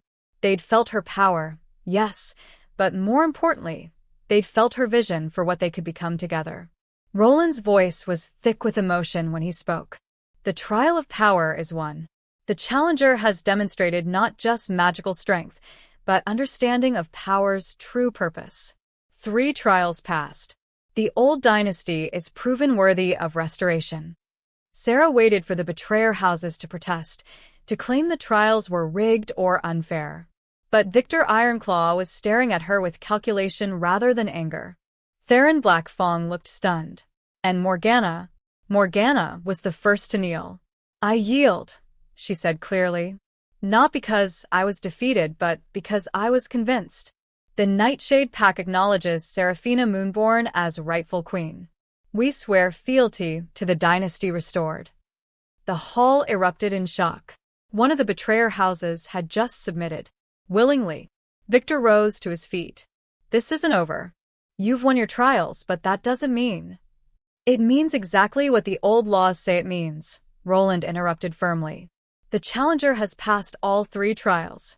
Any pack that refuses to acknowledge her claim is declaring themselves lawless, outside the protection of our traditions."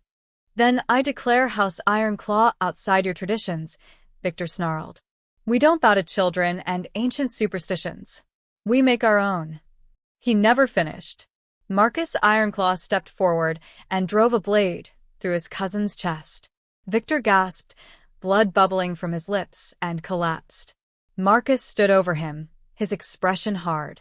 "House Ironclaw does bow," Marcus said coldly, "to the rightful queen, as we should have done 3 centuries ago." He looked at Sera.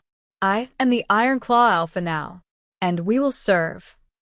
Theron Blackfang was backing toward the door, his hand on his weapon. "You're all mad. I won't." He shifted and ran, bursting through the doors as a wolf, fleeing into the forest with his pack following. "Let him go," Sera said, though every instinct screamed to chase. "He's scared and broken. Hunting him now will just make him a martyr to those who oppose us. Better to let him run and hope he comes to his senses." Elena nodded approvingly. "Wise choice, Your Majesty. Show mercy when you can, even to enemies." The title hung in the air. Your Majesty. Not hopeful, not aspirational. Real. Sera looked around the hall at dozens of faces, some hopeful, some wary, some still calculating.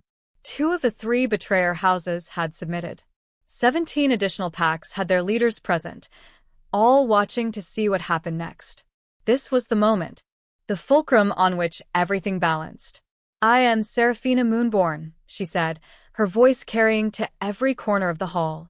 "Rightful heir to the dynasty. Proven by trial. But I'm not here to rule as my ancestors did. I'm here to build something better. A kingdom where every pack has a voice, where disputes are settled through law instead of war, where we're stronger together than divided." She paused, meeting as many eyes as she could. "I'm asking you to follow me not because I have the power to force you, but because I believe we can create something worth following. A future where our children don't grow up in fear, where our kind can thrive instead of just survive. Will you join me?" One by one, alphas began to kneel. Not all of them, some held back, waiting to see which way the wind blew. But enough. Enough to matter. And in that moment, watching dozens of proud wolves acknowledge her right to rule, Sera felt the full weight of her destiny settle onto her shoulders. She was queen now. For real. And everything that came next, the challenges, the victories, the struggles and triumphs, would define not just her reign, but the future of all their kind. Chapter 6.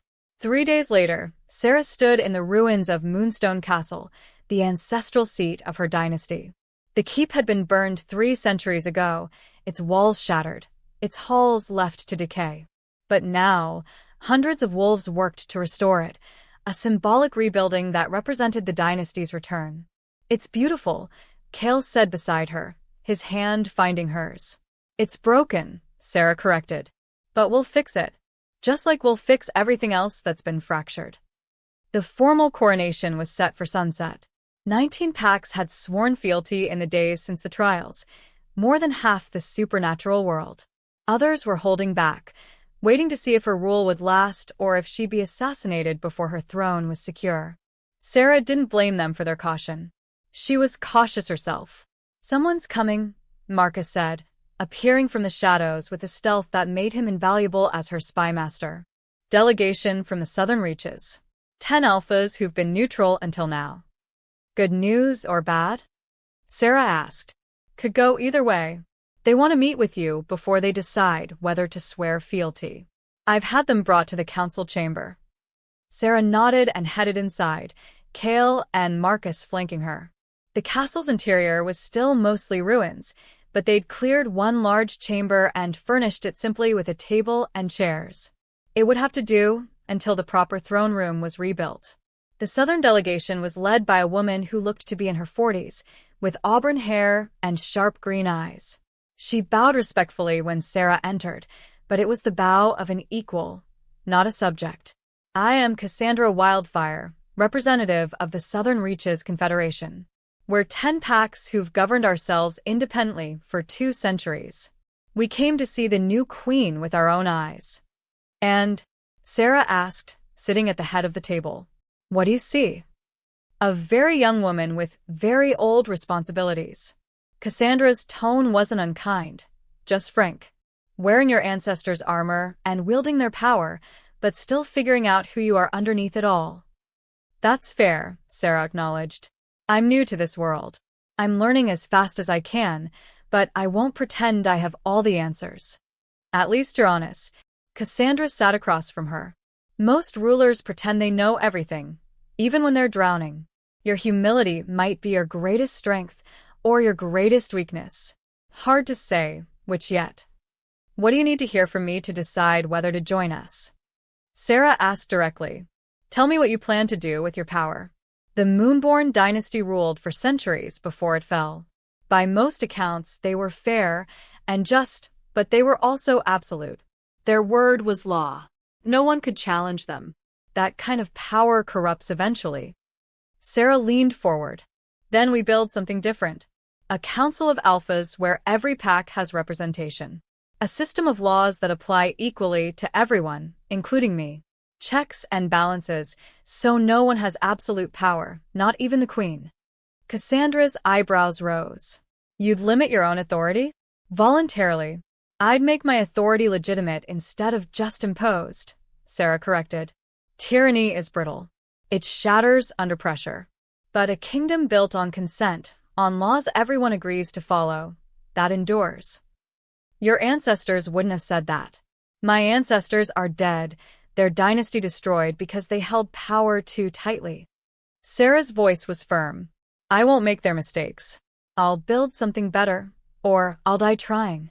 Cassandra studied her for a long moment, then slowly smiled.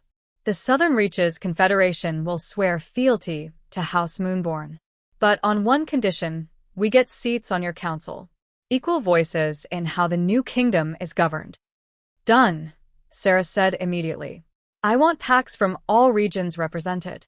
North, south, east, west. Everyone needs a voice."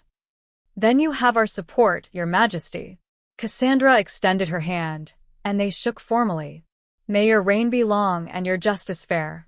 As the delegation left, Elena entered with a troubled expression. "We have a problem. Theron Blackfong didn't just run. He's been gathering the packs who oppose you, 11 in total.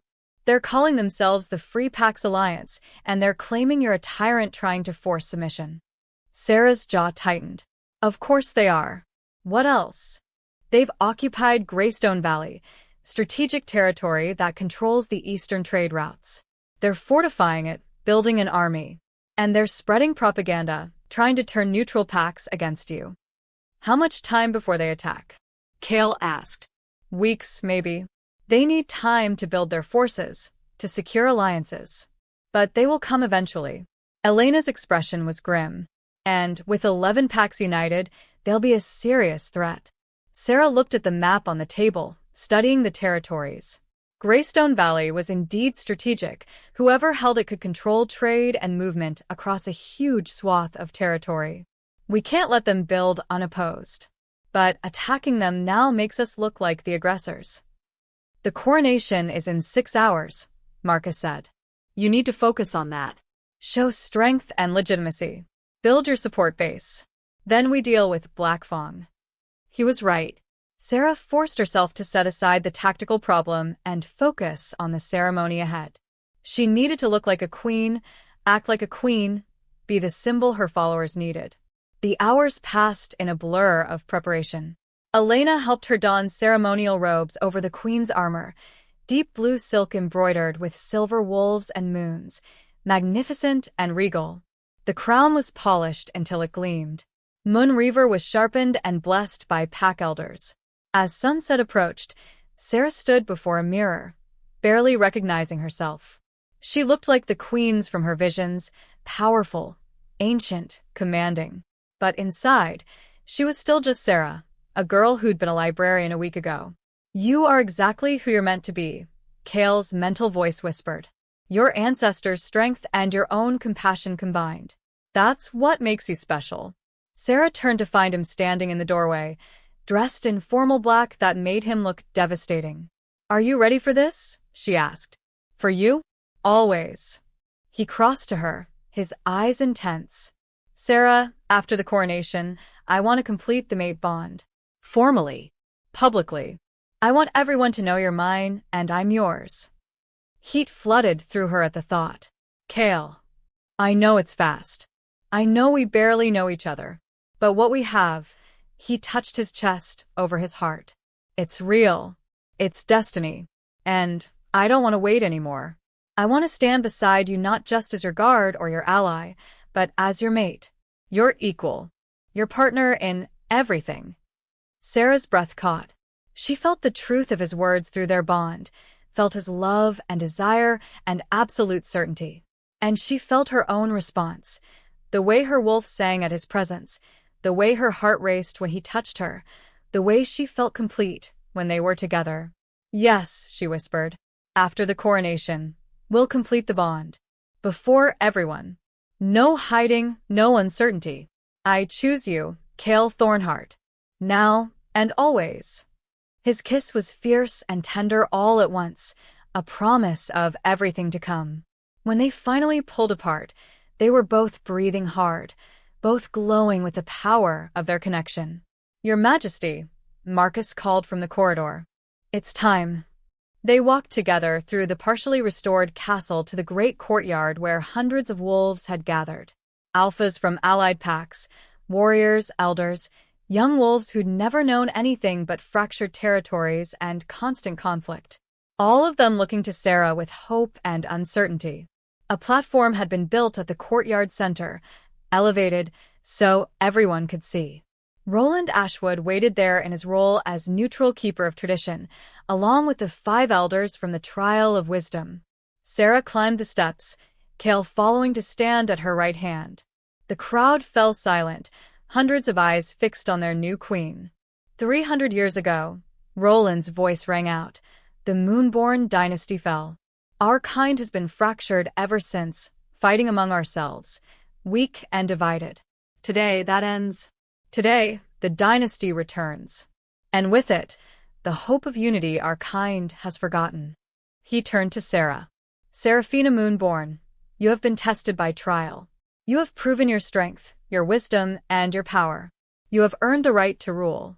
Do you accept the crown, the responsibility, and the burden of leading our kind? I accept, Sera said clearly. Roland lifted the crown from its cushion, holding it high so all could see the ancient symbol of Moonborn rule. Then he placed it on Sera's head, and power flared, the crown recognizing its rightful wearer, the bloodline magic sealed by ceremony and tradition. I present to you, Roland declared, Queen Seraphina Moonborn, first of her name, rightful heir to the ancient dynasty, ruler of all Pax, protector of the old ways. The crowd erupted in howls, hundreds of voices lifted in primal song. The sound echoed off the castle walls, rolled across the valley, announced to the world that the Moonborn dynasty had returned. Sera felt tears prick her eyes at the sound. She looked at the faces below, so many looking to her for guidance, for protection, for hope. The weight of responsibility was crushing and exhilarating all at once. I have something to add, Kael said, his voice pitched to carry. The crowd quieted, curious. I, Kael Thornhart, Alpha of the Northern Reach, formally claim Queen Seraphina as my mate. By the old laws, by the new order, by the bond of our souls. I bind my life to hers, my pact to her reign, my heart to her keeping. He pulled a necklace from his pocket, a moonstone pendant on a silver chain, ancient and beautiful. This belonged to my grandmother's grandmother, passed down through the Thornhart line for generations. It was meant for the Moonborn Queen, held in trust until she returned. Now I give it freely, with all my love. He fastened it around Sera's neck, and she felt the magic in it. Protective spells, binding magic, love crystallized into physical form.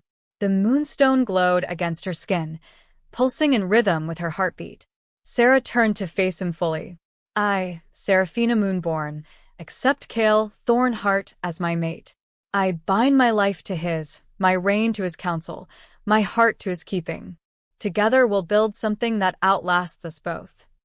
She kissed him, and power exploded outward from them both, silver and gold light intertwining, the mate bond completing itself fully. Every wolf watching felt it, felt the rightness of their union, the strength of their connection.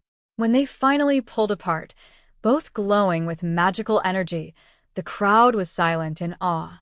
Then the howling began again, even louder than before. But even in her moment of triumph, Sera caught movement at the edge of the crowd. A figure in shadow, watching with hostile intent. She focused her enhanced vision and glimpsed a face, one of Blackfang's wolves, witnessing the coronation before melting back into darkness. A spy. Reporting back to Theron about her strength and her weaknesses. He'll come, Kael's mental voice was grim. Seeing this will make him more desperate, not less. He'll attack before you can consolidate power. Then let him come, Sera replied. We'll be ready. But privately, she wondered if she would be. She'd won trials and earned a crown, but she'd never led in battle. Never faced a coordinated assault from determined enemies. Never had to make the decisions that would determine life or death for hundreds of wolves. The coronation feast lasted into the night, celebration and alliance building mixed together. Alphas approached to swear personal loyalty, to pledge their pacts, to position themselves in the new hierarchy. Sera smiled and accepted their oaths, playing her role as queen even as her mind churned with tactical concerns. Near midnight, Marcus pulled her aside. We have intelligence. Blackfang is moving faster than expected. He'll attack in 3 days, not weeks. He knows you're not fully consolidated yet, and he wants to strike while you're vulnerable. 3 days. Not enough time. What are our numbers? Sera asked. 19 sworn packs, roughly 2,000 warriors. Blackfang has 11 packs but chose them well, all strong fighters, battle-hardened. Maybe 1,500 warriors, but elite ones. Not a huge numerical advantage for us. Sera's mind raced. And they'll have the element of surprise, choose the time and place of attack. Actually, they won't. Kael joined them, his expression sharp. Because we're going to take the fight to them first. Hit Greystone Valley before they're ready. Shatter their alliance before they can coordinate. A preemptive strike? Sera considered it. That's aggressive. It could work, but it risks making us look like the tyrants Blackfang claims we are. Only if we lose, Kael countered. If we win decisively, it shows we're strong and won't tolerate rebellion. That we're a kingdom worth joining and dangerous to oppose. Sera looked at Marcus. What do you think? I think we don't have the luxury of looking defensive. You're a new queen with shaky legitimacy in some wolves' eyes. You need a victory. A clear, decisive, overwhelming victory that makes everyone remember why the Moonborn dynasty ruled for so long. He was right. They all were. Sera had hoped to build through peace and consensus, but Black Fang wasn't giving her that option. If she wanted her reign to survive, she needed to prove she could defend it. Then we attack, Sera decided. Tomorrow at dawn. Gather the allied packs. Prepare for mobilization. We'll hit Greystone Valley hard and fast, and we'll end this rebellion before it truly begins. As her commanders dispersed to prepare, Sera stood alone on the battlements of her half-ruined castle, staring at the stars. Tomorrow she would lead wolves into battle. Some would die following her orders. And she had to be ready for that wait. Second thoughts? Kael's presence was warm in her mind as he joined her. Third and fourth thoughts, Sera admitted. What if I get it wrong? What if my decisions get good wolves killed? Then you live with it, learn from it, and do better next time. That's all any leader can do. He wrapped his arms around her from behind, and she leaned into his strength. But you won't get it wrong. Your instincts are good, Sera. Trust them. They stood together in silence, watching the moon rise over their kingdom. Tomorrow would bring blood and battle. But tonight they had each other, and that would have to be enough. Chapter 7. Dawn broke cold and gray over Greystone Valley. Sera led 2,000 warriors through the forest in silence, their approach masked by magic Elena had woven. The element of surprise was crucial. If Black Fang had time to fortify and coordinate, this would be a bloodbath. The valley spread before them, a natural fortress with steep sides and a single main entrance. Black Fang's forces had built crude fortifications at the entrance, but they weren't complete. Guards patrolled lazily, not expecting an attack so soon. They're overconfident, Kael observed through their mental link.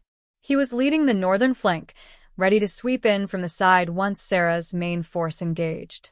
Good. Overconfidence makes them sloppy. Sera studied the terrain with senses sharpened by her bloodline. She could feel every wolf in the valley, the location of enemy forces, the pulse of their emotions, the weaknesses in their defenses. Marcus, are your infiltrators in position? Ready, came Marcus's reply. He'd sent spies into the valley days ago, wolves loyal to him who'd pretended to join Black Fang's rebellion. When the battle started, they'd sabotage from within. Morgana, your shadows? Waiting, the Nightshade Alpha responded. She'd brought her pack's magic users to cloud the battlefield, to sow confusion among enemy ranks. Everything was ready. Sera took a breath, feeling the weight of command settle on her shoulders. 2,000 lives depended on her decisions in the next hour. She couldn't afford to be the uncertain girl who discovered she was a werewolf a week ago. She needed to be the queen those blood memories had shown her. For the dynasty. Sera's voice rang out as she charged, her warriors surging behind her. The Black Fang guards barely had time to shout a warning before Sera's force crashed into them. She shifted mid-run, becoming a massive silver wolf, and tore through the crude fortifications with strength amplified by her armor's magic. Chaos erupted. Black Fang forces scrambled to respond, to form defensive lines, but they were caught completely unprepared. Half of them were still in human form, many not even armed. Sera's forces poured into the valley like a silver tide. Kael's northern flank swept in from the side, catching Black Fang fighters trying to regroup. Morgana's shadows descended, turning the battlefield into a nightmare of confusion where enemies couldn't tell friend from foe. And in the center of it all, Sera fought like her ancestors before her. The blood memories guided her every move, how to dodge, when to strike, where the enemy's weak points were. Moonreaver sang in her hand, its blade cutting through armor and flesh with equal ease. But Black Fang wasn't going down without a fight. Theron himself emerged from the main keep, a huge dark wolf radiating alpha power. He crashed into Sera's line like a battering ram, scattering warriors and driving toward Sera herself. "He wants you." Kael's mental warning was urgent. "He thinks if he kills the queen, the army breaks." "Then let him try," Sera replied grimly. She met Theron's charge head-on, wolf against wolf, ancient bloodline against modern pretender. His strength was immense, 3 times her age, hardened by decades of fighting. His jaws snapped inches from her throat, his claws raked across her armor. But Sera had advantages he didn't. The queen's armor absorbed the worst of his attacks. Her moonborn blood gave her speed and reflexes that made her unpredictable. And the mate bond with Kael meant she could draw on his strength as well as her own. Silver light blazed around her, moonborn magic made manifest. She twisted away from Theron's lunge and brought Moonreaver around in a devastating arc. The blade bit deep into his shoulder, and he howled in pain and rage. "Now," Sera commanded, and her trap sprang. Marcus's infiltrators struck from within Blackfang's ranks, cutting down officers and spreading panic. Kael's northern force pressed harder, driving enemies toward the valley's dead end. And Morgana's magic intensified, turning the Blackfang coordination into complete chaos. Theron realized too late what was happening. This wasn't just a battle, it was an execution. His forces were being systematically destroyed, their leadership decimated, their escape routes cut off. "Surrender." Sera's voice rang out across the battlefield, amplified by alpha power that made every wolf freeze. "Lay down your arms and you live. Continue fighting and you die. Choose now." For a moment, the battle hung suspended. Then, one by one, Blackfang wolves began to shift back to human form, raising their hands in submission. Not all, some diehards fought to the end, but most chose survival over loyalty to a losing cause. Theron stood alone among the carnage, surrounded by Sera's warriors. He was wounded, bleeding, but still defiant. "Kill me," he snarled. "I won't bend the knee to you." Sera shifted back to human form, walking toward him with Moonreaver still in hand. Every eye watched to see what the new queen would do, show mercy or deliver justice. "I could kill you," Sera said quietly. "You've earned it. But your death won't change anything. Your followers will just make you a martyr, claim you died defending freedom from tyranny." She stopped an arm's length away. "So, instead, I'm offering you a choice. Swear fealty to the dynasty.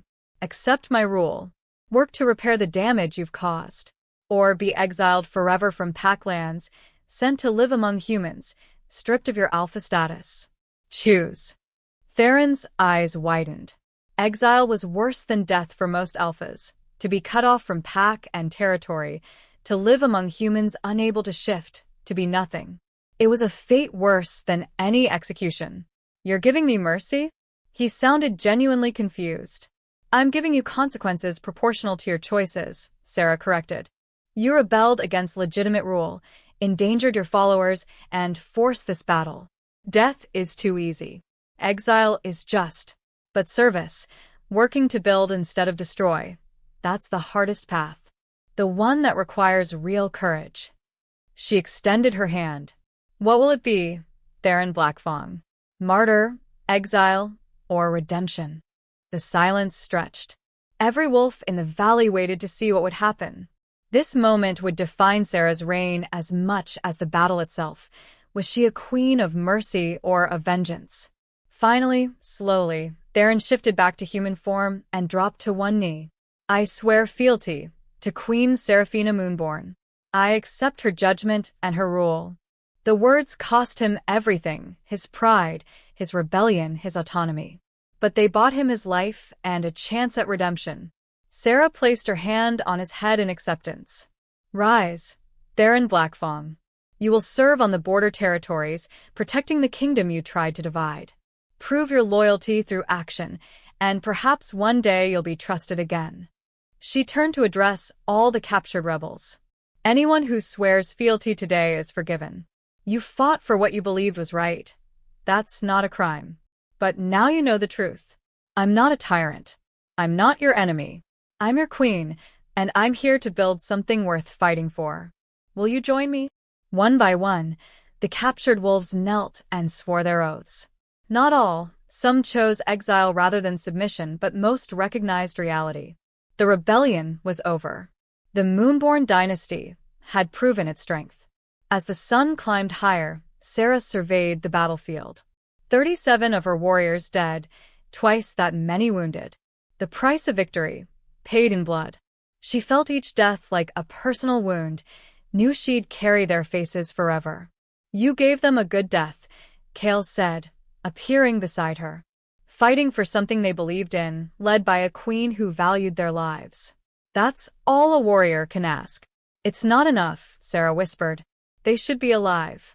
Then honor them by building the kingdom they died for. Make their sacrifice mean something. He was right.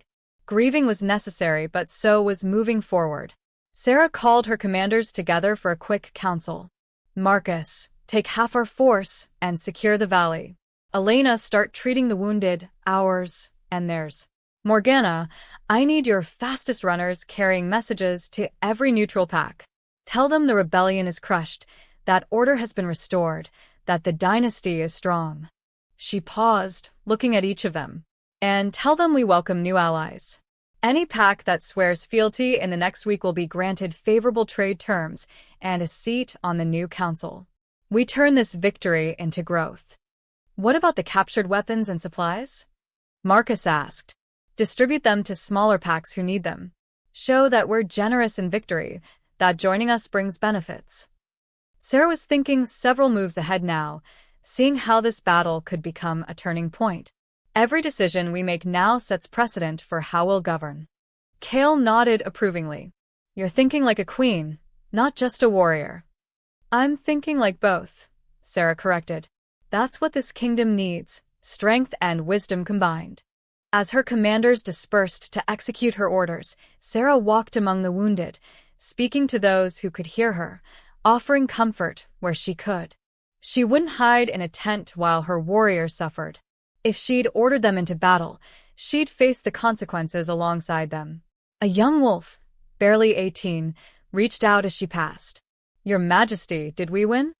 We won, Sera confirmed gently. You fought bravely. Rest now. Good, he whispered. Didn't want to die. For nothing. His hand went slack, and Sera felt his life slip away. She closed his eyes gently, adding his face to the collection of memories she'd carry forever. 38, she thought. 38 deaths. Remember them all. By evening, the valley was secured.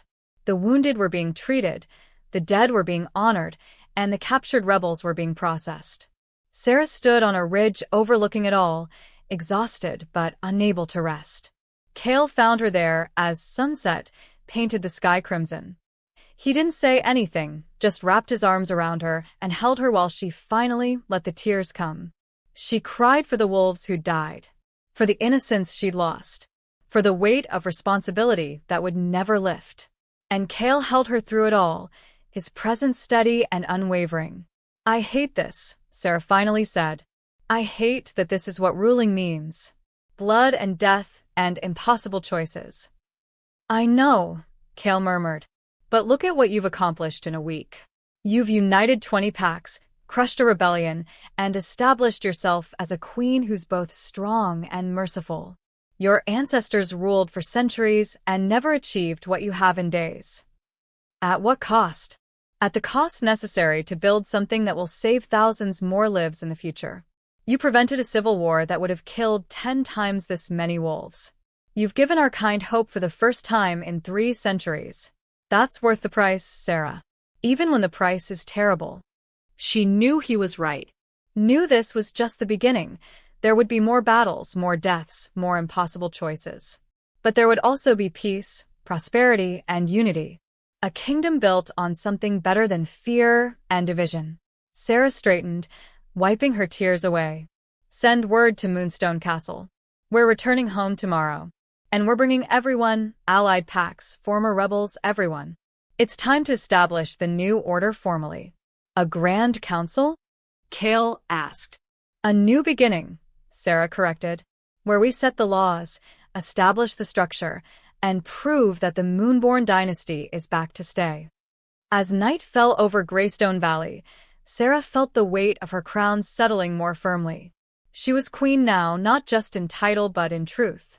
Proven by trial, by battle, by the blood of those who'd followed her. And the hardest work was just beginning. Chapter 8. 2 weeks after the Battle of Greystone Valley, Moonstone Castle had been transformed. What had been ruins was now a functioning seat of power. The Great Hall had been restored with remarkable speed, hundreds of wolves working day and night, driven by the shared purpose of rebuilding their kingdom. Today, that hall was filled with representatives from 32 packs. Word of Sera's victory had spread fast, and 13 new packs had pledged fealty in the aftermath. The kingdom was growing, consolidating, becoming real. Sera stood before the assembled alphas, wearing the queen's armor polished to gleaming perfection, the crown secure on her head, Moonreaver at her side. Kael stood at her right as her mate and primary advisor. Elena at her left as elder council. Marcus, Morgana, and Cassandra Wildfire formed a second tier, her inner council, representing different regions and perspectives. This is the first Grand Council of the restored Moonborn dynasty, Sera announced, her voice carrying to every corner of the hall. Today we establish the laws that will govern us, the structure that will unite us, the future we'll build together. She gestured to a massive document laid out on the central table, weeks of work by her advisors, incorporating traditions from the old dynasty with new ideas designed to prevent the mistakes that had led to its fall.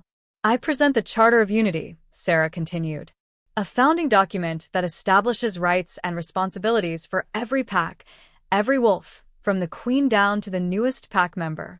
I ask all of you to review it, to debate it, to help us make it better. This isn't something I'm imposing, it's something we're building together.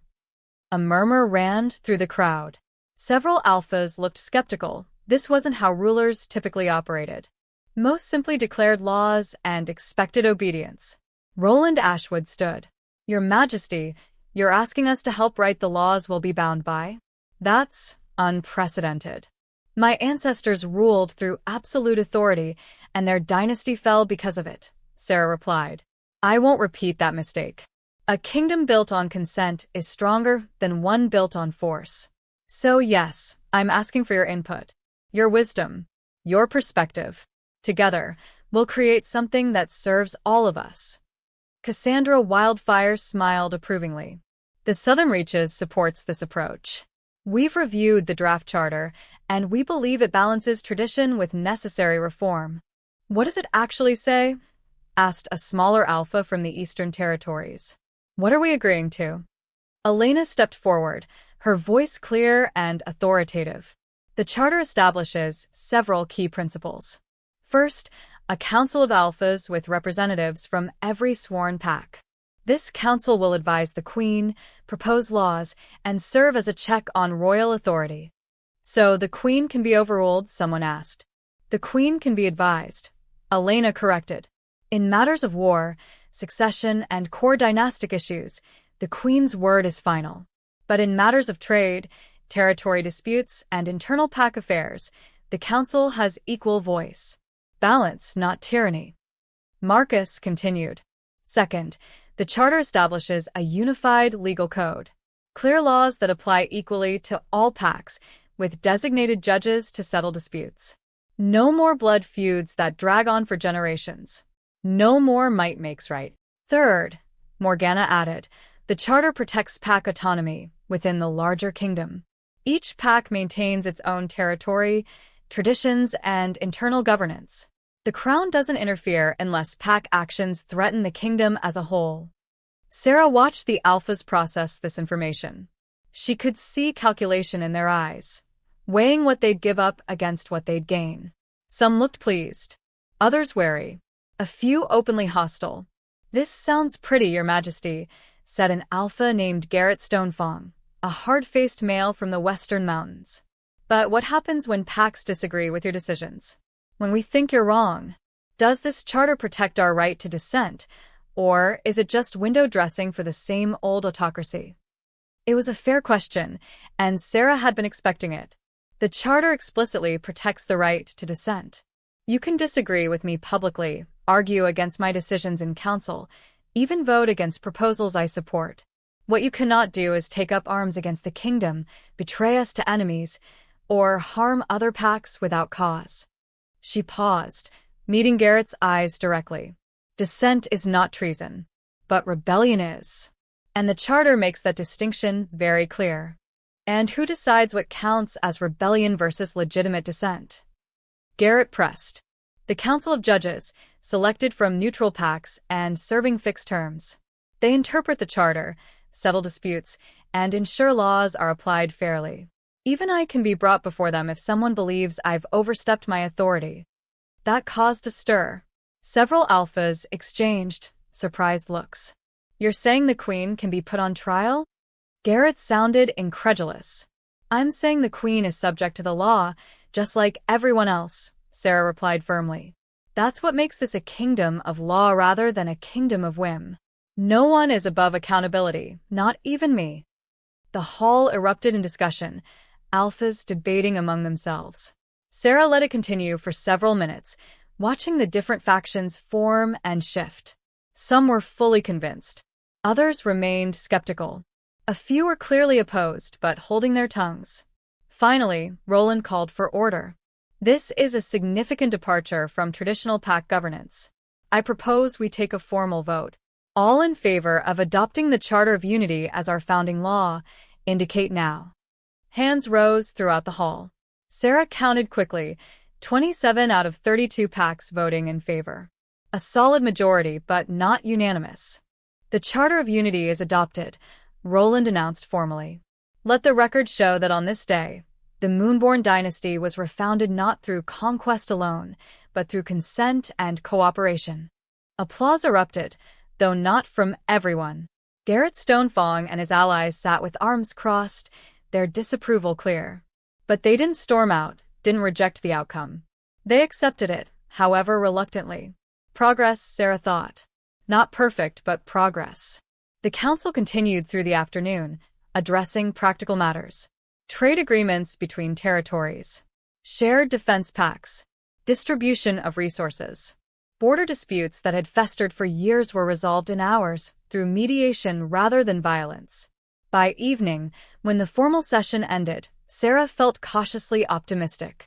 They'd accomplished something real today, laid a foundation that could actually last. But as alphas filed out, Garrett approached her, his expression hard. "You think you're so clever, don't you? Building consensus, making us feel like we have a voice. But I know what this really is." "And what's that?" Sera asked calmly. "Control through illusion of choice. You'll let us debate and vote and feel important, but when it really matters, you'll do whatever you want. Just like every other ruler in history." Sera met his hostile gaze, without flinching. "You're wrong, Garrett. But I understand why you think that way. You've been burned by rulers who promised one thing and delivered another. So, I'm not going to try to convince you with words. I'm going to prove it through actions. Watch me. Hold me accountable. And if I ever break faith with the charter we established today, you have my permission to call me out publicly." Garrett snorted. "I'll be watching, Your Majesty. And the moment you slip, I'll be there to remind everyone what you really are." "Good," Sera said simply. "I need people watching me, keeping me honest. That's how this works." He looked surprised by her response, clearly expecting defensiveness or anger. After a moment, he gave a grudging nod and left. "That one's going to be a problem," Kael observed mentally. "Or a valuable check on my power," Sera countered. "Sometimes the people who challenge us most are exactly what we need." That night, Sera stood on the castle balcony, overlooking her kingdom. Lights sparkled in the valley below, camps of visiting packs, settlements being built, life returning to lands that had been empty for centuries. "You did well today," Elena said, joining her. "Your ancestors would be proud." Would they? Sera wasn't sure. "I gave away power they spent centuries consolidating. I invited dissent they would have crushed. I built something fragile instead of something absolute." "You built something that might actually last," Elena corrected.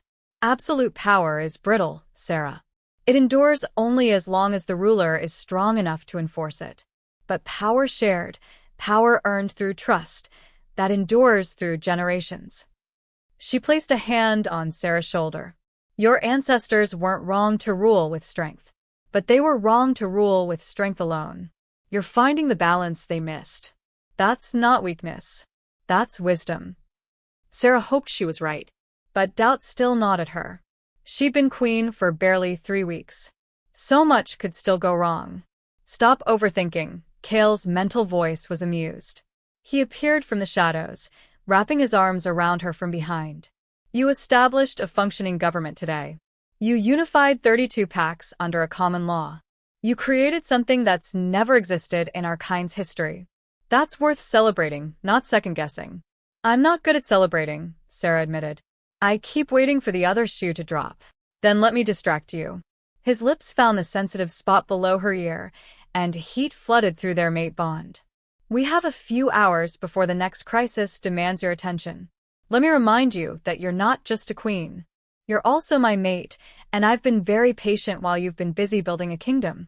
Sera laughed despite herself, turning in his arms. Very patient? It's been 2 weeks.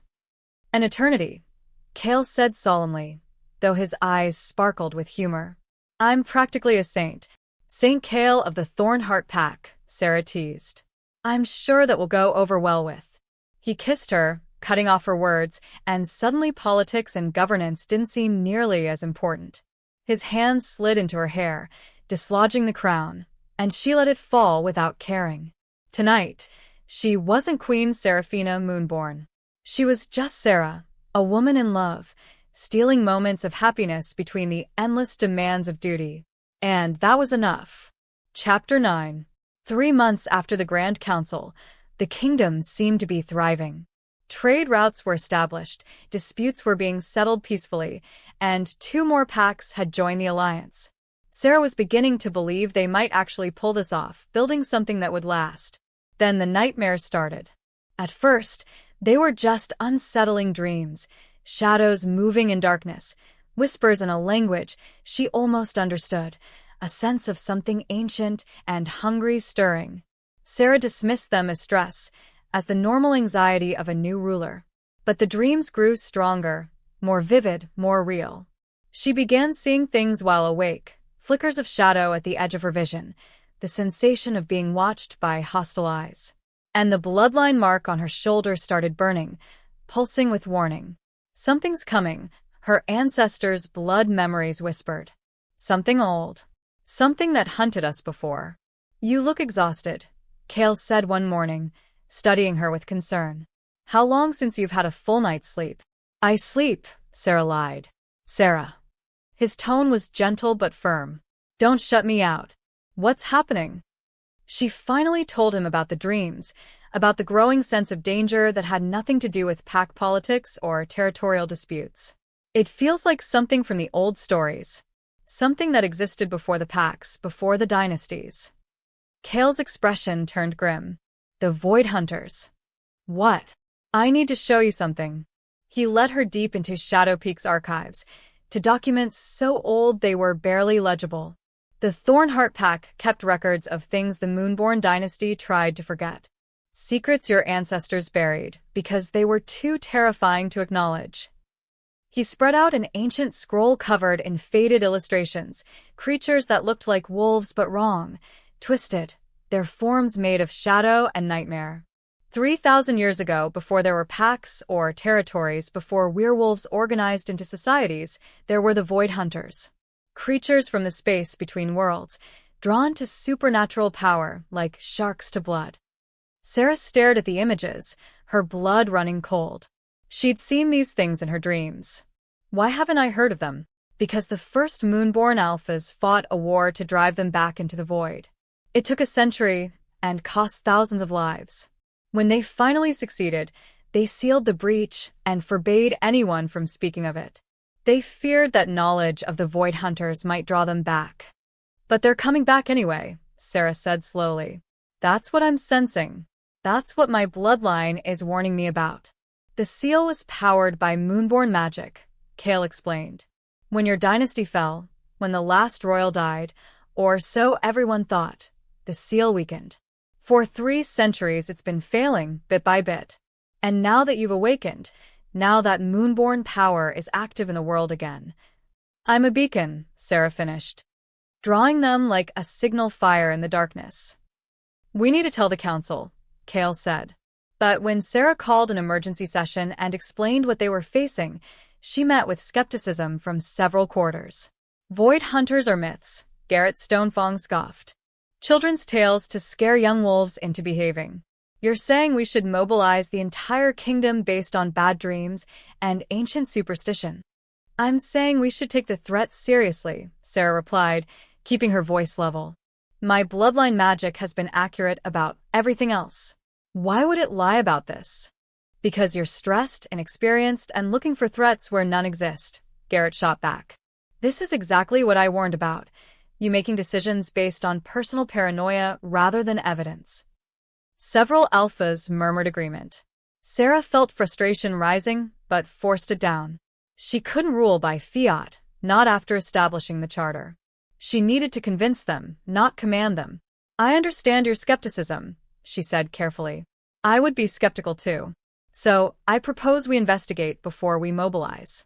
Send scouts to the old seal sites. Look for physical evidence of breach or degradation. If they find nothing, I'll accept that I was wrong. And, if they find something? Cassandra Wildfire asked. Then we prepare for war against an enemy our ancestors barely survived. The council agreed to the investigation, though Garrett and his allies clearly thought it was a waste of resources. Scouts were dispatched to locations recorded in the old documents, places where the veil between worlds was thin, where the ancient seals had been established. They returned 3 days later with news that silenced even the skeptics. The seals are failing, Marcus reported grimly. We found 5 sites and all of them show the same thing. Cracks in the magical barriers, shadow creatures seeping through, reality itself weakening. It's slow, but it's happening. The void hunters are coming. The hall erupted in alarm. Alphas who dismissed the threat now demanded action, preparation, answers. Sera let the panic run for a moment, then raised her hand for silence. We have time, she said firmly. The breach isn't immediate, but we need to act now to prevent it from becoming catastrophic. How do we fight things made of shadow? Someone asked. Our claws and teeth won't help against creatures that aren't fully physical. We fight them the way my ancestors did, Sera replied. With magic, with unity, and with the one weapon they fear most, Moonborn power in its pure form. She stood, and her bloodline mark flared to life, silver light blazing so bright several wolves had to look away. The void hunters are drawn to supernatural power, yes, but they're also vulnerable to it. Concentrated Moonborn magic can destroy them, seal them, drive them back. That's why the first dynasty was able to win. But there was an entire dynasty then, Elena said quietly. Dozens of Moonborn alphas combining their power. Now, there's just you. Then we find another way. Sera's mind was already racing ahead, solving the problem like she'd solved every other challenge. The mate bond lets me channel power to Kael. What if we could create similar bonds with other wolves? Not romantic bonds, but pack bonds. Links that let me share Moonborn power across the entire kingdom. That's theoretical magic, Morgana said, but her eyes were gleaming with interest. No one's attempted anything like that for 1,000 years. Then we'll be the first, Sera replied. Morgana, your pack specializes in shadow magic. Work with Elena on ritual development. We need a ceremony that can create pack bonds strong enough to channel power, but not so strong they override individual will. She turned to Marcus. You're my spy master. I need intelligence on every seal site, every weak point in the veil. Map them all. We need to know where the breaches will occur, so we can position forces accordingly. Cassandra, the southern reaches has trade contacts beyond our borders. Reach out to human settlements, to other supernatural communities. If the void hunters break through in force, this won't be just our problem. It'll threaten everything. We need allies. Orders flowed from her rapid fire, and her council scrambled to execute them.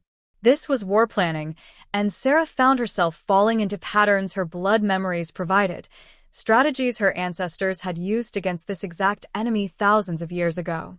But one alpha remained seated, arms crossed. Garrett Stonefang. You were right, he said grudgingly. About the threat. I was wrong to doubt you. But I have a question, Your Majesty. If this bond ritual works, if you can channel power to all of us, what's to stop you from controlling us? From turning us into puppets? It was a fair concern, and Sera knew others were thinking it even if they didn't voice it. The bonds will be voluntary, she said firmly. Anyone who doesn't want to participate doesn't have to. And the connection flows both ways. I'll feel your emotions, your will, your resistance if I try to force anything. It's not about control, Garrett. It's about cooperation. About choosing to be stronger together than we could ever be apart. She met his eyes. I know you don't trust easily. I know I haven't earned your faith yet. But I'm asking you to take this leap with me anyway. Because if we don't stand united against what's coming, we won't stand at all. Garrett stared at her for a long moment. Then slowly he nodded. I'll participate in your ritual. But if you betray that trust, if you try to control us through these bonds, I will find a way to make you regret it. Fair enough, Sera agreed. The next 2 weeks were a flurry of preparation. Morgana and Elena worked day and night on the ritual, combining ancient Moonborn magic with nightshade shadow techniques. Marcus's scouts mapped every weak point in the Veil. Cassandra reached out to potential allies, explaining the threat and asking for support. And Sera trained, pushing her bloodline powers to their limits and beyond. She needed to be strong enough to maintain bonds with hundreds of wolves simultaneously, to channel enough power to actually make a difference in the coming battle. Kael trained with her, their mate bond serving as a prototype for what she'd attempt on a larger scale. They learned to fight in perfect synchronization, to share senses and reactions, to move as one entity with 2 bodies. This is what we'll need from everyone, Sera said one evening, both of them exhausted from training. This level of trust and cooperation. But for every one that fell, 3 more took its place. The tide kept coming, kept pressing forward, driven by hunger that predated civilization. They're trying to overwhelm us through numbers, Marcus observed. Wear us down until the magic fails. Then we don't let it fail. Sera closed her eyes and reached deeper into her power, drawing not just on her own strength, but on the collective will of every bonded wolf. 300 hearts beating as one. 300 wills focused on survival. Silver light exploded from the castle like a sunrise at midnight, searing across the battlefield. Void hunters shrieked, a sound like reality tearing, and those caught in the direct blast simply ceased to exist, their shadow forms unable to maintain cohesion against pure Moonborn power. But the effort cost Sera. She felt the strain of channeling that much magic, felt exhaustion creeping into her bones. She couldn't maintain this level of output indefinitely. None of them could. We need to seal the breach, Morgana shouted over the chaos. Cut off their reinforcements, or we'll be fighting until we all collapse. The seal site is 3 miles north, Marcus reported. Right in the heart of their army. Then I'll go there, Sera said. Absolutely not, Kael growled. That's suicide. It's necessary. Sera turned to face him. I'm the only one with enough Moonborn power to reinforce the seal. You know I'm right. Then I'm coming with you, Kael said flatly. And us, Cassandra added, she and a dozen other alphas stepping forward. The castle needs defenders, Sera protested. The castle has 300 wolves and magic barriers, Garrett said, surprising everyone by joining the group. You need an escort through an army of nightmare creatures. We're coming. Sera saw the determination in their eyes and knew arguing would waste time they didn't have. Fine. But we move fast. Elena, you're in command of the castle defense. Hold this position no matter what. Go, Elena said. We'll be here when you get back. Sera shifted to wolf form, and Kael and the others followed suit. 15 wolves wreathed in silver light charged from the castle gates into the sea of shadow, and the void hunters surged forward to meet them. What followed was the most intense fight of Sera's life.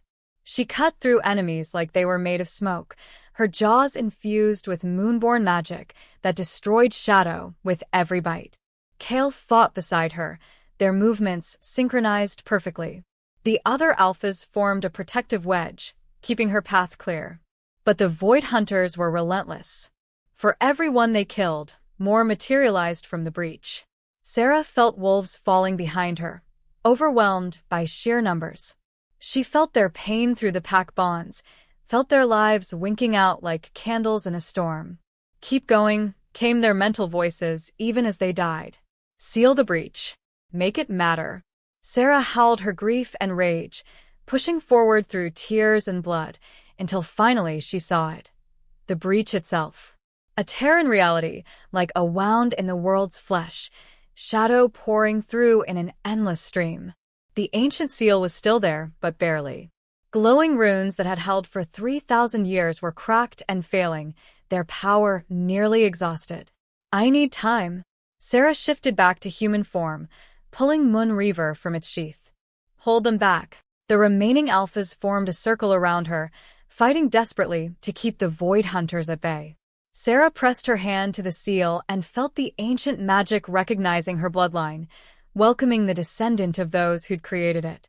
She poured her power into the seal, reinforcing the wards, repairing the cracks, strengthening the barrier between worlds.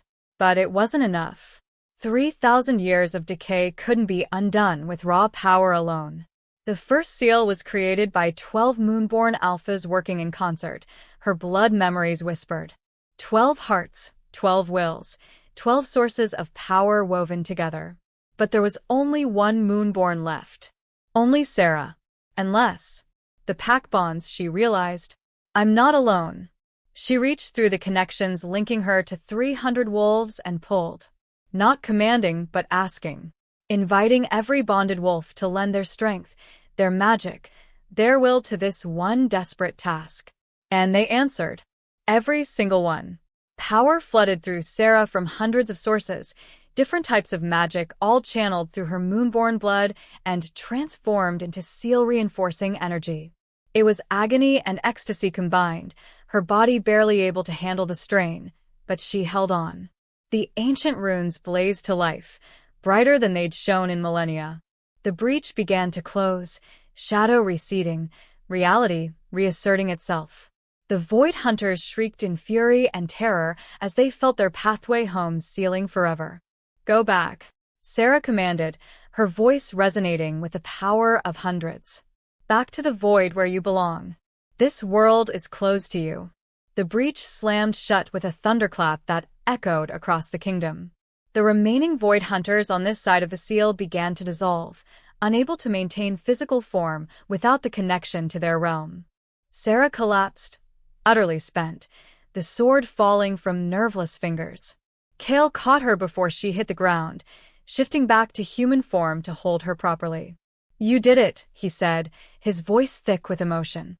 You saved us all. We did it, Sera corrected weakly. All of us together.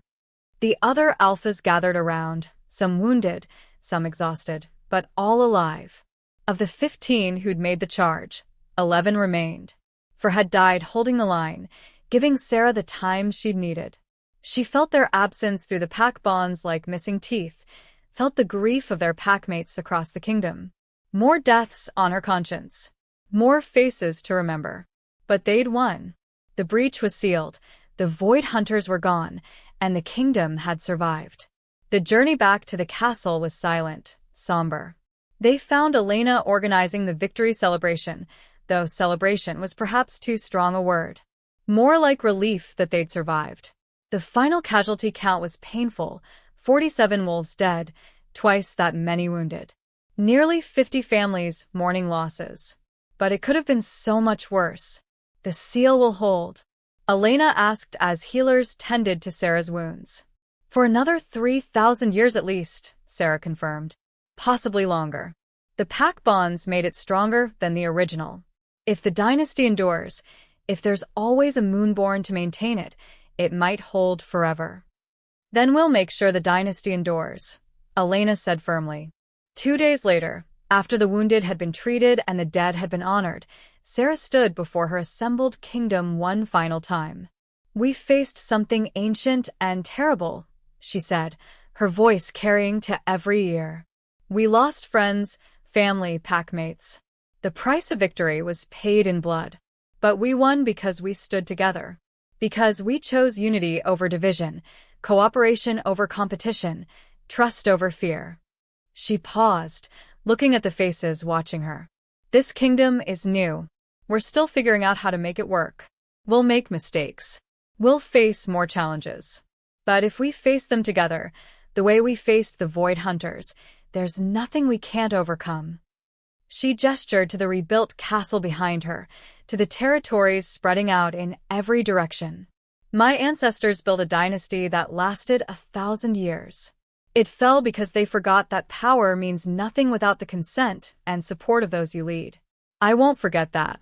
We won't forget that." Sera raised her hand, and silver light blazed from her mark one more time, not in threat or dominance, but in promise. "This is the new Moonborn dynasty, built not on fear, but on hope. Not on conquest, but on cooperation. Not on the strength of one queen, but on the strength of every wolf who chooses to stand together." The howls that rose in response shook the castle walls, echoed across the valley, announced to the world that something new had been born. A kingdom that might actually last. A legacy reborn from the ashes of the old. As the crowd dispersed to continue rebuilding, celebrating, and mourning in equal measure, Kael pulled Sera aside. "There's one more piece of business we need to address." "What's that?" He smiled, touching her stomach gently. "The healers confirmed it this morning. You're pregnant." Sera's breath caught. "What?" "But we've only been bonded for 3 months, yes. But werewolf pregnancies develop fast when both parents are alphas.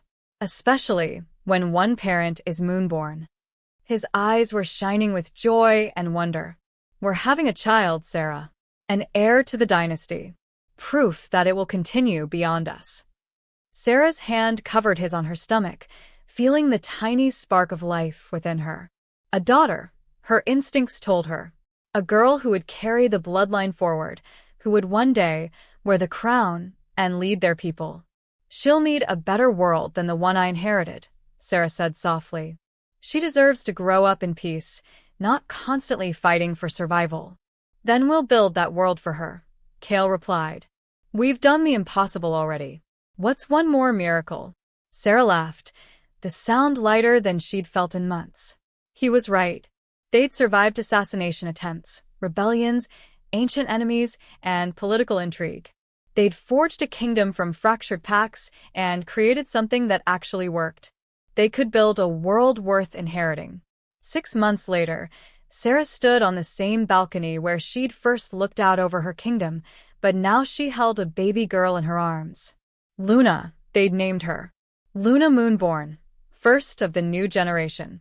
The infant had silver hair like her mother and amber eyes like her father.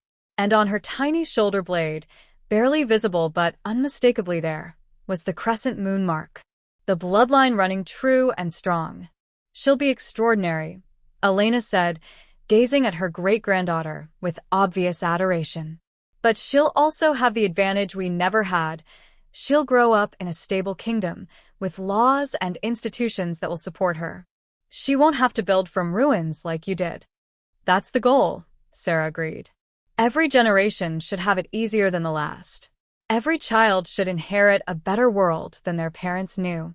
Below in the courtyard, children played, pups from a dozen different packs, running and laughing together without the weight of ancient feuds or territorial disputes. That sight, more than anything, showed Sera what they'd accomplished. The kingdom was growing. Trade flourished, borders were secure, and the Charter of Unity had been adopted by even more packs. 32 had become 43, nearly every major pack on the continent now sworn to the dynasty. There were still problems, of course. Garrett Stonefang continued to challenge her decisions regularly, though he'd proven himself loyal when it mattered. Some smaller packs still resisted joining, preferring independence. And there were always disputes to settle, treaties to negotiate, threats to address. But they were manageable problems. Normal problems. Not existential crises threatening to destroy everything. Your Majesty, Marcus approached with a bow.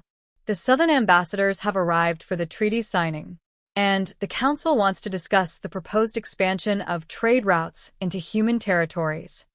Tell them I'll be there in 10 minutes, Sera replied. Then, to Kael. Take Luna? I need to go be queen for a while. Always, Kael said, accepting their daughter with practiced ease. Go rule the world. We'll be here when you get back. Sera kissed them both and headed inside, slipping back into her role as queen.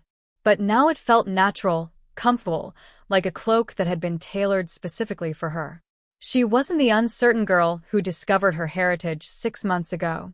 She'd grown into her crown, earned it through trials and sacrifice and countless difficult decisions. The council meeting was long but productive. They approved the new trade routes, settled a minor border dispute, and discussed plans for a diplomatic mission to other supernatural communities. Real governance, boring and tedious and absolutely necessary. Afterward, Sera found herself back in the archives, looking at the tapestries that depicted her ancestors. Queens and kings who'd ruled before her, who'd built the original dynasty through strength and wisdom and will. You did well, she told their woven images. But you could have done better. You held too tight, trusted too little, forgot that ruling means serving. I won't make those mistakes. She placed her hand on the newest tapestry, one still being woven, depicting recent events. Her coronation, the Battle of Greystone Valley, the sealing of the Void Breach. And in the center, her own image, crown on head, surrounded by the wolves she'd united. Not conquering them, not dominating them, leading them. The dynasty is reborn, Sera whispered to the ghosts of her ancestors. But it's different now. Better. Built on something that will actually last. She felt their approval through the bloodline connection, felt their pride in what she'd accomplished. And she felt their blessing for what was to come, the long years of rule ahead, the challenges yet to face, the legacy she would pass to Luna and beyond. The Moonborn dynasty had returned. And this time it would endure. 10 years later, Queen Seraphina Moonborn stood before the assembled Grand Council, watching alphas from 63 packs discuss the proposed constitutional amendments. The kingdom had grown far beyond what she'd imagined that first terrifying night when she discovered her heritage. Luna, now 10 years old, sat beside her in a smaller throne, learning by observation how governance worked. The princess was already showing signs of significant power, her Moonborn gifts manifesting early. But more importantly, she was learning diplomacy, justice, and the art of leading through consent rather than force. The vote is unanimous, Roland Ashwood announced. The amendments pass. The Council of Alphas will now have authority to propose laws independently of the Crown, subject to royal veto. Another step toward balanced governance. Sera smiled. They'd been taking those steps for a decade now, gradually evolving the kingdom structure to be more representative, more democratic, while still maintaining the stability that came from having a clear leader. It was working. The kingdom thrived. And Sera had kept every promise she'd made that first day, to rule with wisdom, to protect her people, to build something better than what had come before. After the session, Kael found her in their private chambers, pulling her into an embrace.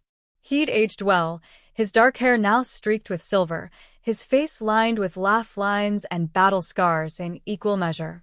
Tired, he asked. Exhausted, Sera admitted. But satisfied. We're actually doing it, Kael.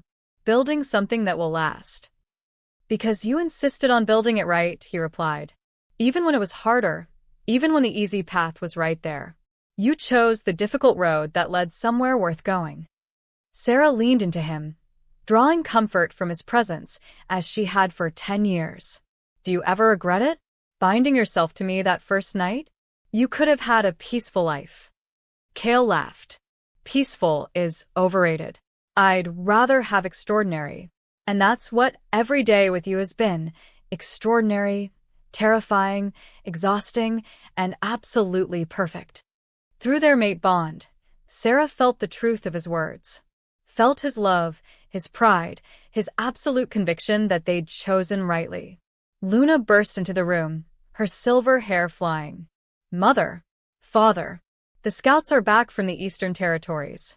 They found 3 more packs who want to join the kingdom. 3 more? Sera raised her eyebrows. That's the 4th delegation this month. Word is spreading, Kael said with satisfaction. Other regions are seeing what we've built and wanting to be part of it. Then we'll welcome them, Sera decided, as long as they accept the charter and understand what this kingdom represents. Luna looked between her parents, her young face serious beyond her years. Will the kingdom be mine someday? Really mine? Someday, Sera confirmed. When you're ready. When you've learned everything you need to know about ruling wisely and justly. When you understand that the crown is a burden as much as a privilege. I'm learning, Luna said earnestly. I watch you in council. I see how you make decisions. How you balance what you want with what's right. How you listen to wolves who disagree with you instead of just commanding them. Then you're learning the most important lessons, Sera said, pulling her daughter close. The crown doesn't make you a queen.